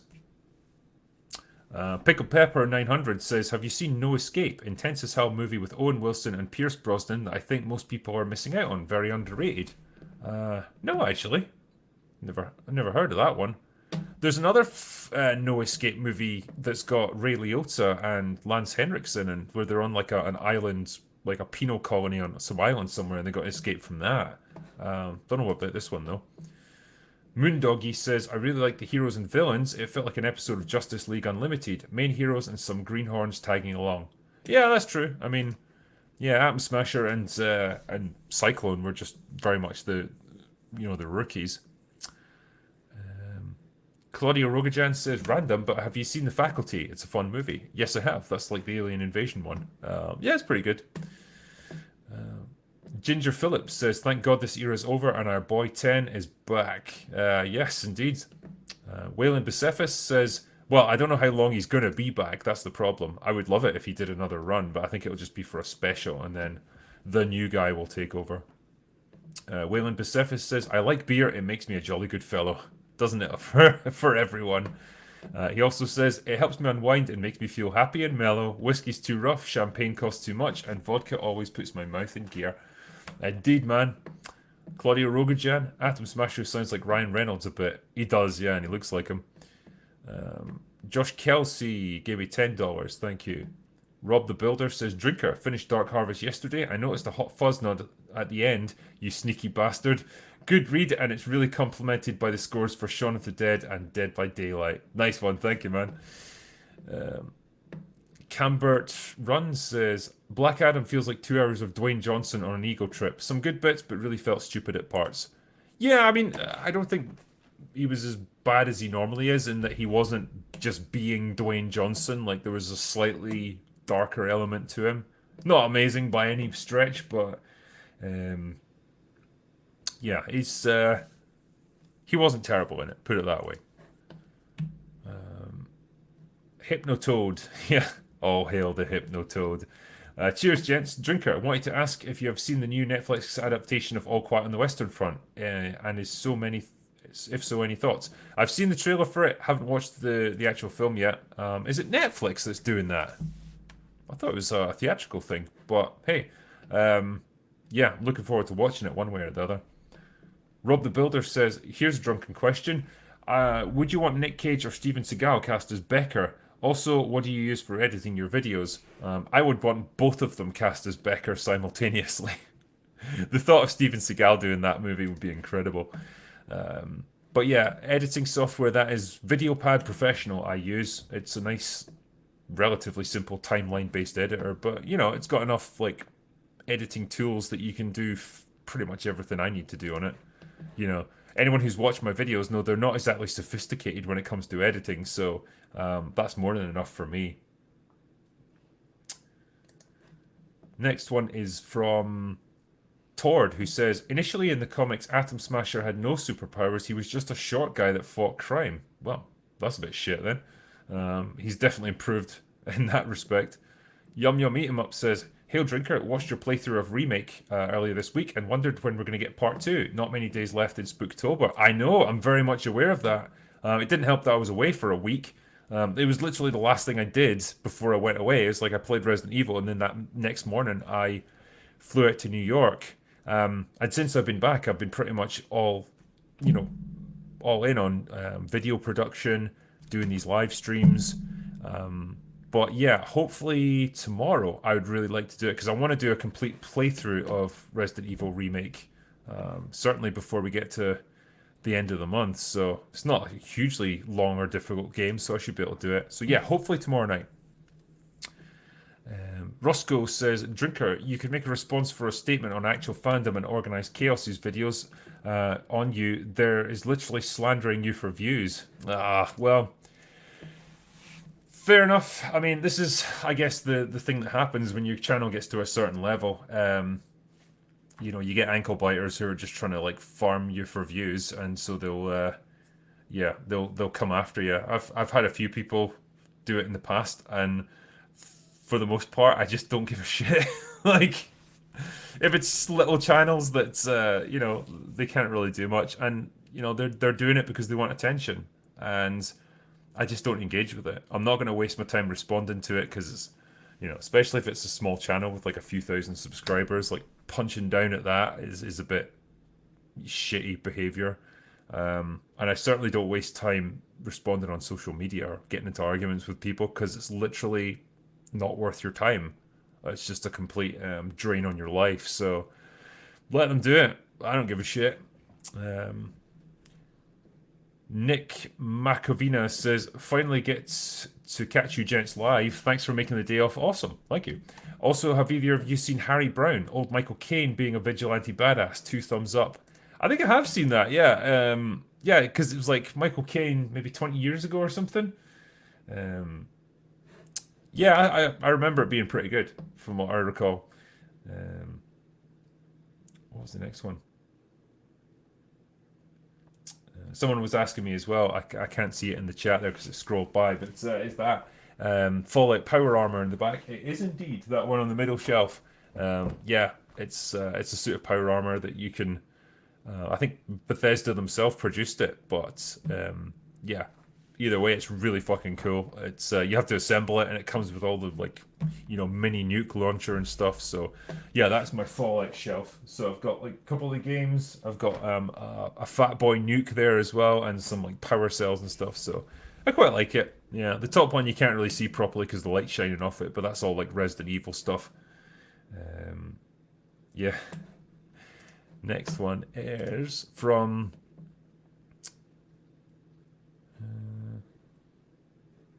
Darius says Cyclone is originally a ginger. Nah, of course they would change her. Ginger genocide, man. It's tragic. Norwegian tax authorities say, would you consider commentary tracks for movies with the boys? Like Braveheart would be a 10 out of 10 from an MC like you's. Love from Norway. It's something I've considered before, but like it's kind of more fun to just jump back and forward, like talking about them. I think when you're talking while watching the movie, you always feel like you have to like stop at certain points because there's like important dialogue happening or whatever. And yeah, for me, I just prefer like more of a free form chat. Yeah, there was only Fallout 4. 76 never happened. Yep, agree 100%. Let's just pretend that Fallout 4 was the last. Casey Boyd says, since you guys get so many recommends, would you get sorry, you could get 2 birds stoned at once. I mean, kill 2 birds with 1 stone by doing reaction videos while watching suggestions. That way you can get paid for watching viewer suggestions. I mean, Christ, that would be, yeah. We could, I mean, like the other guy was saying, we could do commentary tracks, watch tracks and stuff. It's just, you know, it's not something that I've really wanted to do on this channel. I've done it with MauLer on EFAP movies, so I'm taking part in a few of them. Some of them probably won't be released for like months or years at this rate, but they're good. They're all right to do. You know, it's just I've got so many other things going on with this channel. It's just I don't think I can incorporate that in as well. Master of Puppets says, Hail Drinker, congrats on your short film. Thank you. Looking forward to it. Longman, your God of War playthrough reminded me of how much I love those games. Currently replaying the 2018 version. Yes, they are. They are good fun games, and I did like the most recent one. Ragnarok should be interesting to play. The Highlander says, Black Adam is originally a pre-David Zaslav movie, but he made his mark on it by cutting out the woke stuff and adding Henry Cavill. Cheers, guys. Well, in that case, he's vastly improved the movie, so hats off to him. And I think the success that it does have will probably be down a lot of it to audience word of mouth because it's not woke. So he's making the right moves. This is the thing. I think a lot of people in Hollywood are going to be really afraid of this guy because if he is able to produce a string of successful movies for Warner Brothers and finally get the DCEU working by cutting all this garbage out, he's going to have free reign to do whatever the fuck he wants, and so many other studios are going to follow suit. So I do wish him luck in that regard. Fiction Theorizer says, do you have a location on your site to show the conversion showing dollars to pounds? No, sorry. I don't have that. Jonathan Thill says, sadly, yeah, it's all right. It's high praise these days. It really is, yeah. Hesky Ninja says, what are your thoughts on Andor so far? So I've seen like the first 5 episodes, and it's been alright so far. It's not been amazing. It's slow moving, but it's quite methodical. It's got a lot of attention to detail. It feels like a very believable lived-in world that they've created, and it feels like it was written by actual adults. So that's all good stuff. I'll wait to I've seen all of it to give my final verdict, but it's a tentative thumbs up from me so far. Marangatu says, look up Wolfwalkers right now. You'll thank me for it. I do hope to see a review. Okay. Orwell's Goon says, Midnight Mass. Excellent Midnight Club. So much diversity and nasty main actress. I can't even believe it was possible to make a worse series. Damn. That's not sounding good. Valley says, watching Amazon's new show, The Peripheral, and the writing quality is a lot better than Rings of Power. Yeah, I've heard about The Peripheral. Why do the worst writers get the biggest gigs? Is it lack of passion for the source that makes the difference? It's probably just saying the right things and being easy to control by the studio. When you've got these guys that are doing Rings of Power, they've done fuck all with their careers. So I imagine they're very malleable and just grateful for the gig. Next one is from Night King 01.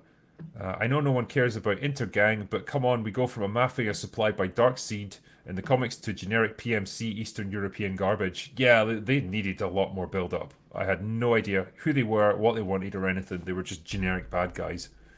Not Your Friend Pal says, which Primarch would you like to see return next? Vulcan has my vote. Congrats on the fundraiser.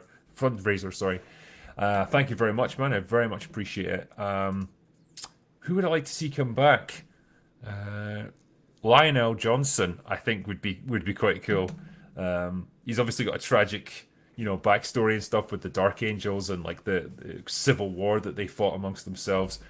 So he'd be cool to come back, and Layman Russ as well, just because he's an absolute badass and he loves war. So there's plenty of war for him to fight right now. So either of those two would be fine by me.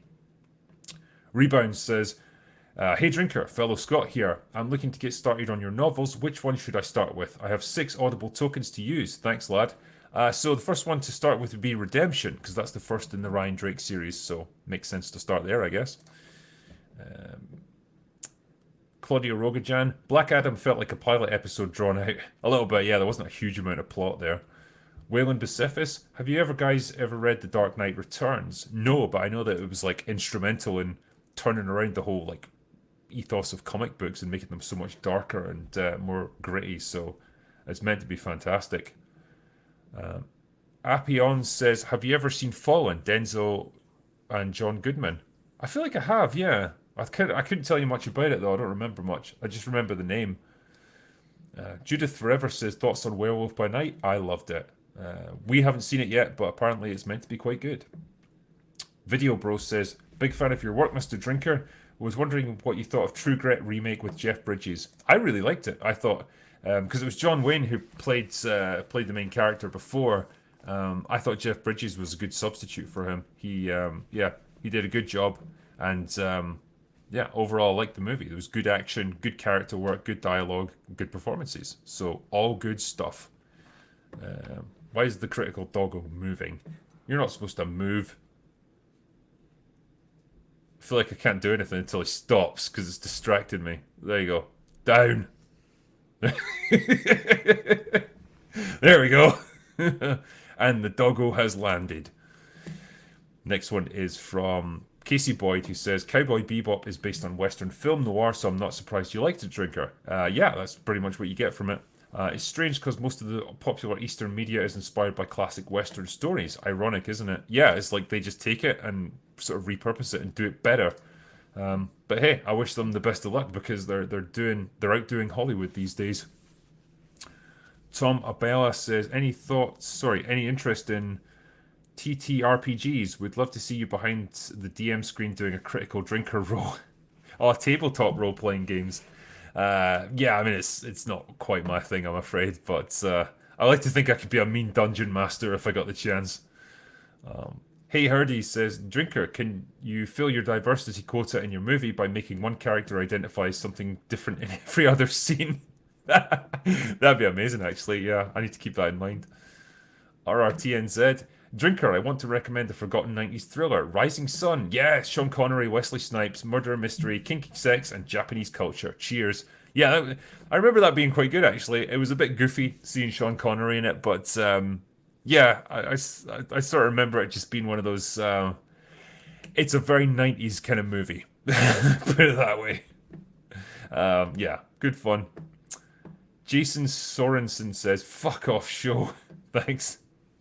RRTNZ. Drinker, Scott Adkins for Ryan Drake. Perfection. Yeah, he needs his proper big break. I know this isn't going to be it, but I think he could play Ryan Drake pretty well. He's definitely able to do action, that's for sure.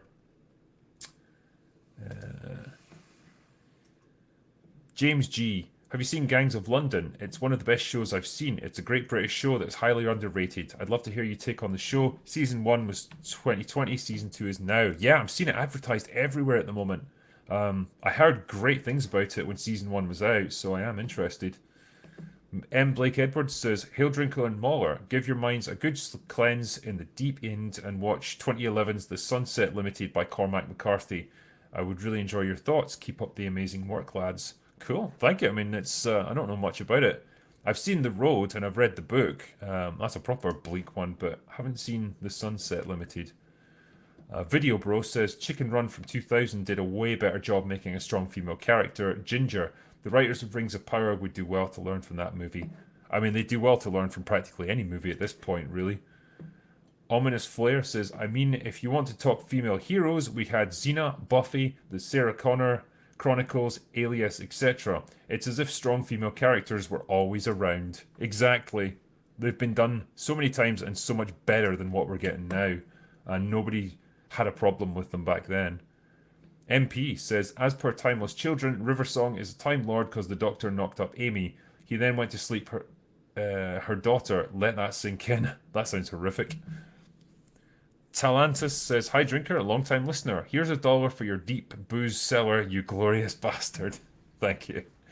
Big Dave K, curious, how much the time a day do you spend writing? Not any at the moment, writing books, because I'm not currently working on any, but, when it's actually time, when I'm working on a novel, probably 2 hours a day, I would say on average, which doesn't sound like a lot, but it definitely adds up if you're consistent. But when it comes to writing scripts for my videos, yeah, you're talking probably 4 or 5 hours for a decent length video, because, you kind of have to give it a good couple of, passes over to make sure you got it right. So, yeah, that's about my average. Casey Boyd says, Samurai Champloo and Space Dandy are made by the same creator of Cowboy Bebop. If you enjoyed Bebop, you'll enjoy those. Nice. Master Malrubius, my favourite sarcastic duo. There's no walk of shame for men. Men know men, and we may flame someone for their low standards, but the meme stands. Don't care, had sex. That's it, it's true. There's no shame for a dude. Like, yeah, if you've got laid, you've achieved something at least. Like, that's the difference.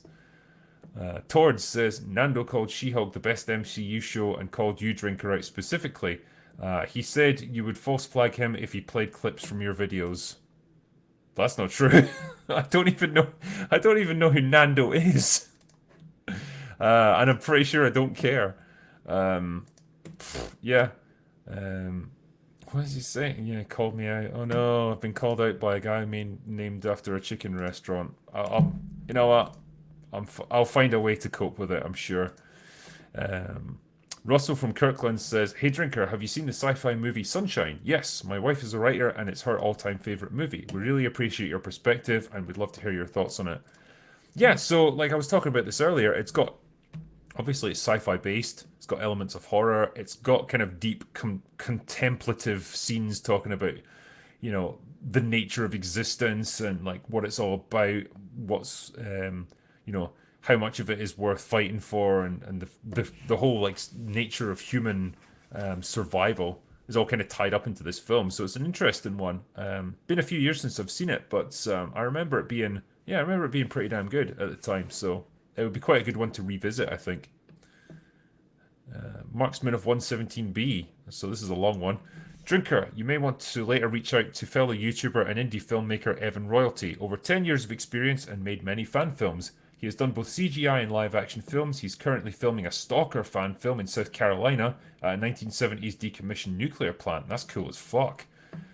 You can see the trailer he made for his previous film, SCP Overlord, which was made on a 30k budget. Definitely worth a collab or a discussion with. No, that'd be really good, actually. The guy I'm working with at the moment, like director and stuff, he's got lots of experience of working on lower budget films, and this is probably like, you know, a dream situation for him now, where he's got a good budget to play with. But yeah, it'd be good to get other people's experiences of this stuff as well. And yeah, I wish this dude all the luck with what he's doing. I love the Stalker sort of universe, so it'd be great to see what he produces. G Unit says, have you seen the German World War II film Downfall? Yes, I have. And not just because of the meme of Hitler ranting. It's a really good movie. It's actually pretty accurate to what went on in those last few days. You know, the comings and goings of various people, like the situation that they were in, the conversations and stuff. I think it's they made it as accurate as they could, and I think the performances are fantastic. So yeah, I like that film. JT says, where can we watch your archive streams? I want to watch your interview with the Bad Boys 3 directors but can't find it. Hype for your movie. Thank you. Yeah, so go to Critical Drinker After Hours. That's my second channel. That's where I do all my live stream re-uploads, and I do like a whole bunch of secondary reviews. Like, you know, they're a bit shorter. They're like 5, 6, 7 minutes of older movies and stuff. So that's called Drinker's Extra Shots. So there's a whole plethora of content there that you can watch. So yeah, Critical Drinker After Hours is where you'll find all that stuff. Excuse me. I think I'm almost caught up, actually. Just give me a second to refresh this.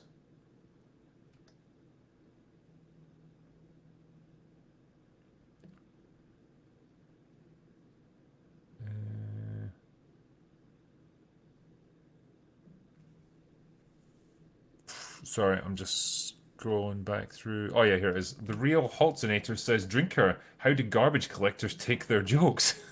What? Don't know.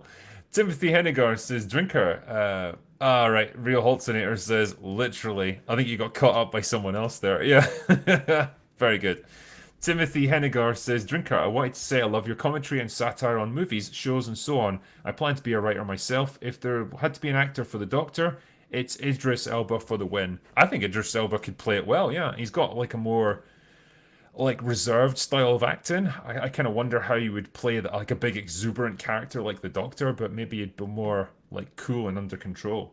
But yeah, when you're talking about actors that can play him, I'm just happy that David Tennant's doing it again for like, even if it's just one episode, like a little special or something like that. It's so nice to see him back. That was like the one moment in that entire episode where I was kind of happy. I should say as well, when they brought back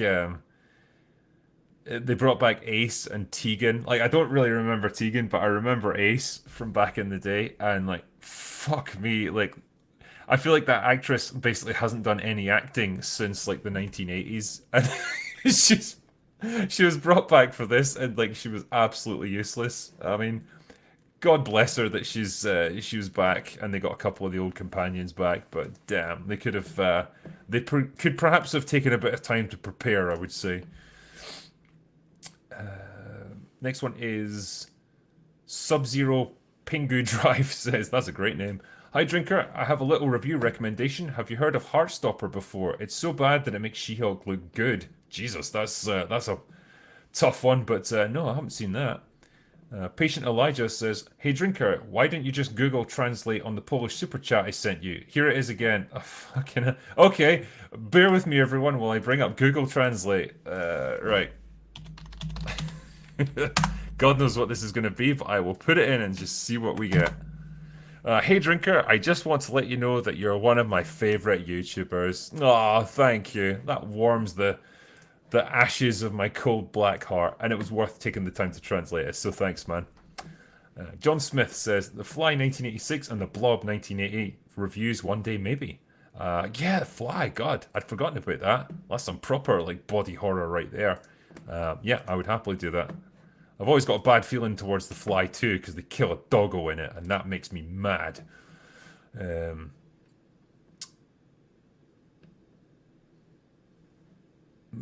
Sorry, I can't read this one. Malt Krug says, "Hey Drinker, I'm happily participating in your upcoming projects, so I did on Kickstarter and become a Patreon. Thank you very much. Did you get my message through Patreon about sound design? Cheers. I'm on beer here." Yeah, so I have had a flood of messages on Patreon, like when the announcement of the movie went out, so I am trying to get through them all, but I will absolutely get through your message, and like I respond to all of them, so not to worry. If you haven't got a response yet, I will definitely get it. Jonas Larson says, "Have you seen Thorius Unlimited's review of the She-Hulk finale? If not, you should. It's more entertaining than the whole series. Class A sober rage." Nice. John Smith, "Watch I Know What You Did Last Summer back in the day." Yes, it did. Fun guilty pleasure, and Jennifer Love Hewitt was smoking hot. She really was back then. Also bring back the Sam Neill scream. Yes, we need more of that. But yeah, I remember I Know What You Did Last Summer. That was a really like early 2000s slasher flick, you know. That was in the era of the Scream movies and stuff as well. Good stuff. Apion says, "Fallen is about a body hopping demon." Yes, I do remember this one. Yeah, because if you kill the guy who's possessed by it, it'll just hop into you or someone else nearby. So the finale of it, he shoots. He's got shot himself, so he's dying, and then he shoots the guy who's possessed by the demon. And it can only travel a certain distance without a physical body, and he thinks he's beaten it, but then it possesses a cat at the end. Fucking cats. And that's how it's able to keep going. Yeah, I remember Fallen now. John Smith says, "Ever watch the American Pie movies back in the day?" I did, yeah. And they weirdly seem to parallel my own life. Like, the first one was about the end of high school, which came out the last year I was in high school. And then it was about them at college, same deal. And then it kind of went off the rails after that. But yeah, the first couple were pretty good. They really started milking it after a while, to be fair. When you got into like American Pie band camp and stuff, I was like, oh, fuck off. Zach Toll says, "Just finished Dark Harvest and loved it. Nice. Any plans for Becker or any characters to return in future works? I would read The Misadventures of Golovko, the Russian bureaucrat, if you wrote it."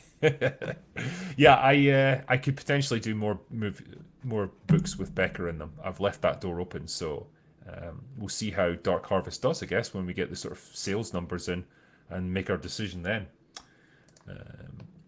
Jack Hammer Awesome says, "Hey Drunk Man, in the spirit of spooky season, if you're interested in a one-man produced horror story, I recommend Kane Pixel's Backroom series here on YouTube." Nice. All right, I'll keep that in mind, because it's the time of spookiness. Should get this stuff in, especially on YouTube. Want to support it. Matthew Brown says, "Great channel. I had no idea you were an accomplished author." Well, I mean, I'm an author. I don't know if I'm accomplished or not. I'll let you guys be the judges, but thank you. Ominous Flair says, "What are your thoughts on the older HBO content like Sopranos and The Wire? Have you seen them?" No, and bizarrely, I haven't seen either of them, which is, I know, really shameful, because they pretty much revolutionized modern TV. But yeah, they just never I never caught on to them at the time, and then they just kind of passed me by. Next one, I can't read your name. It's like Jericho2JS says, "I saw Black Adam. The critics seem to hate the film, but the fans love it. The DC fans are happy the movie has no woke agendas in it." Yeah, I don't blame them. Did you like it? Yes, MauLer and I were talking about it at the beginning of the stream, so you'll catch it on the replay. But our overall impression was like, it was okay. It wasn't amazing, but there wasn't a huge amount that went wrong with it either. It was just a nice, simple superhero movie. Didn't preach, didn't try and lecture us or anything. The characters were pretty likable. The actors were mostly good. So, all right. And Wizard of Ash says, "I'm currently working on an Andor review and why it's actually pretty good so far. What are your thoughts on Andor so far?" So yeah, overall, I haven't hated it. Like I was saying earlier, it's not amazing, but it's probably the best thing that Disney have produced in terms of Star Wars content. It's methodical, it's slow burning, it feels like a very believable, lived in kind of world that they've got. And overall, yeah, it's alright. And I hope it builds up to something worthwhile. We'll wait and see. But yeah, I'm like 5 episodes in so far. So that's what I've seen, and it's enough to keep me watching. Put it that way. Yeah, what are my thoughts on Hideo Kojima ever directing a film? I don't think so. I know he'd love to. Like, I know he's basically a frustrated director, and that's like why it was reflected in his games. And it worked amazingly in the early stages of like the Metal Gear Solid games, where the technology wasn't quite there yet, but you were getting cinematic presentation in a video game. It was like unheard of. But yeah, he's so bonkers off the wall. any film that he made, it would either, I don't know, it would either be like the greatest or the worst thing ever made. I just honestly couldn't pick which. And Peter Johansson says, "Hey Drinker, I've pledged both here and on Kickstarter and received an answer. Are you on Telegram? If not, there are some scammers claiming to be you." Yeah, so everyone who's watching this, beware. I am not doing any giveaways of any sort. So if you get one saying that I'm giving you a PS5 or something, it's bullshit. It's just a scam. It's happening everywhere on YouTube at the moment. I don't know what they're going to do about it, but they really need to, because I can't go manually through my videos where I've got like 10,000 comments there and try and like sift through it for these things. I just, no one person can do that. So I would just say to all of you, and I've already put out a message on the community tab, ignore all of these things. They are complete scams. If there's any messages from me ever on my videos, it'll have a tick next to it because I've got a verified account. So anything that doesn't have the tick next to the Critical Drinker, ignore it. So anyway, that is all the super chats. Managed to get through them. And yeah, thank you for joining me for this. Thank you for joining me and MauLer. I know he couldn't stay for the whole thing, but it was great to have him on. Thank you to my lovely mods for doing their great work again. Mr. Brown Alliance, if you get a chance to subscribe to his channel, see if we can get him over 1,000 subscribers. And the next time you see me, hopefully, you might see me doing a Resident Evil stream tomorrow night, because I really want to get back into that and play a bit of gaming. And then, failing that, you'll see me on Wednesday, because I'll be doing a happy hour with Count Dankula, so I'm looking forward to having him back. But anyway, I am done, so that is all I've got for today. So, go away now.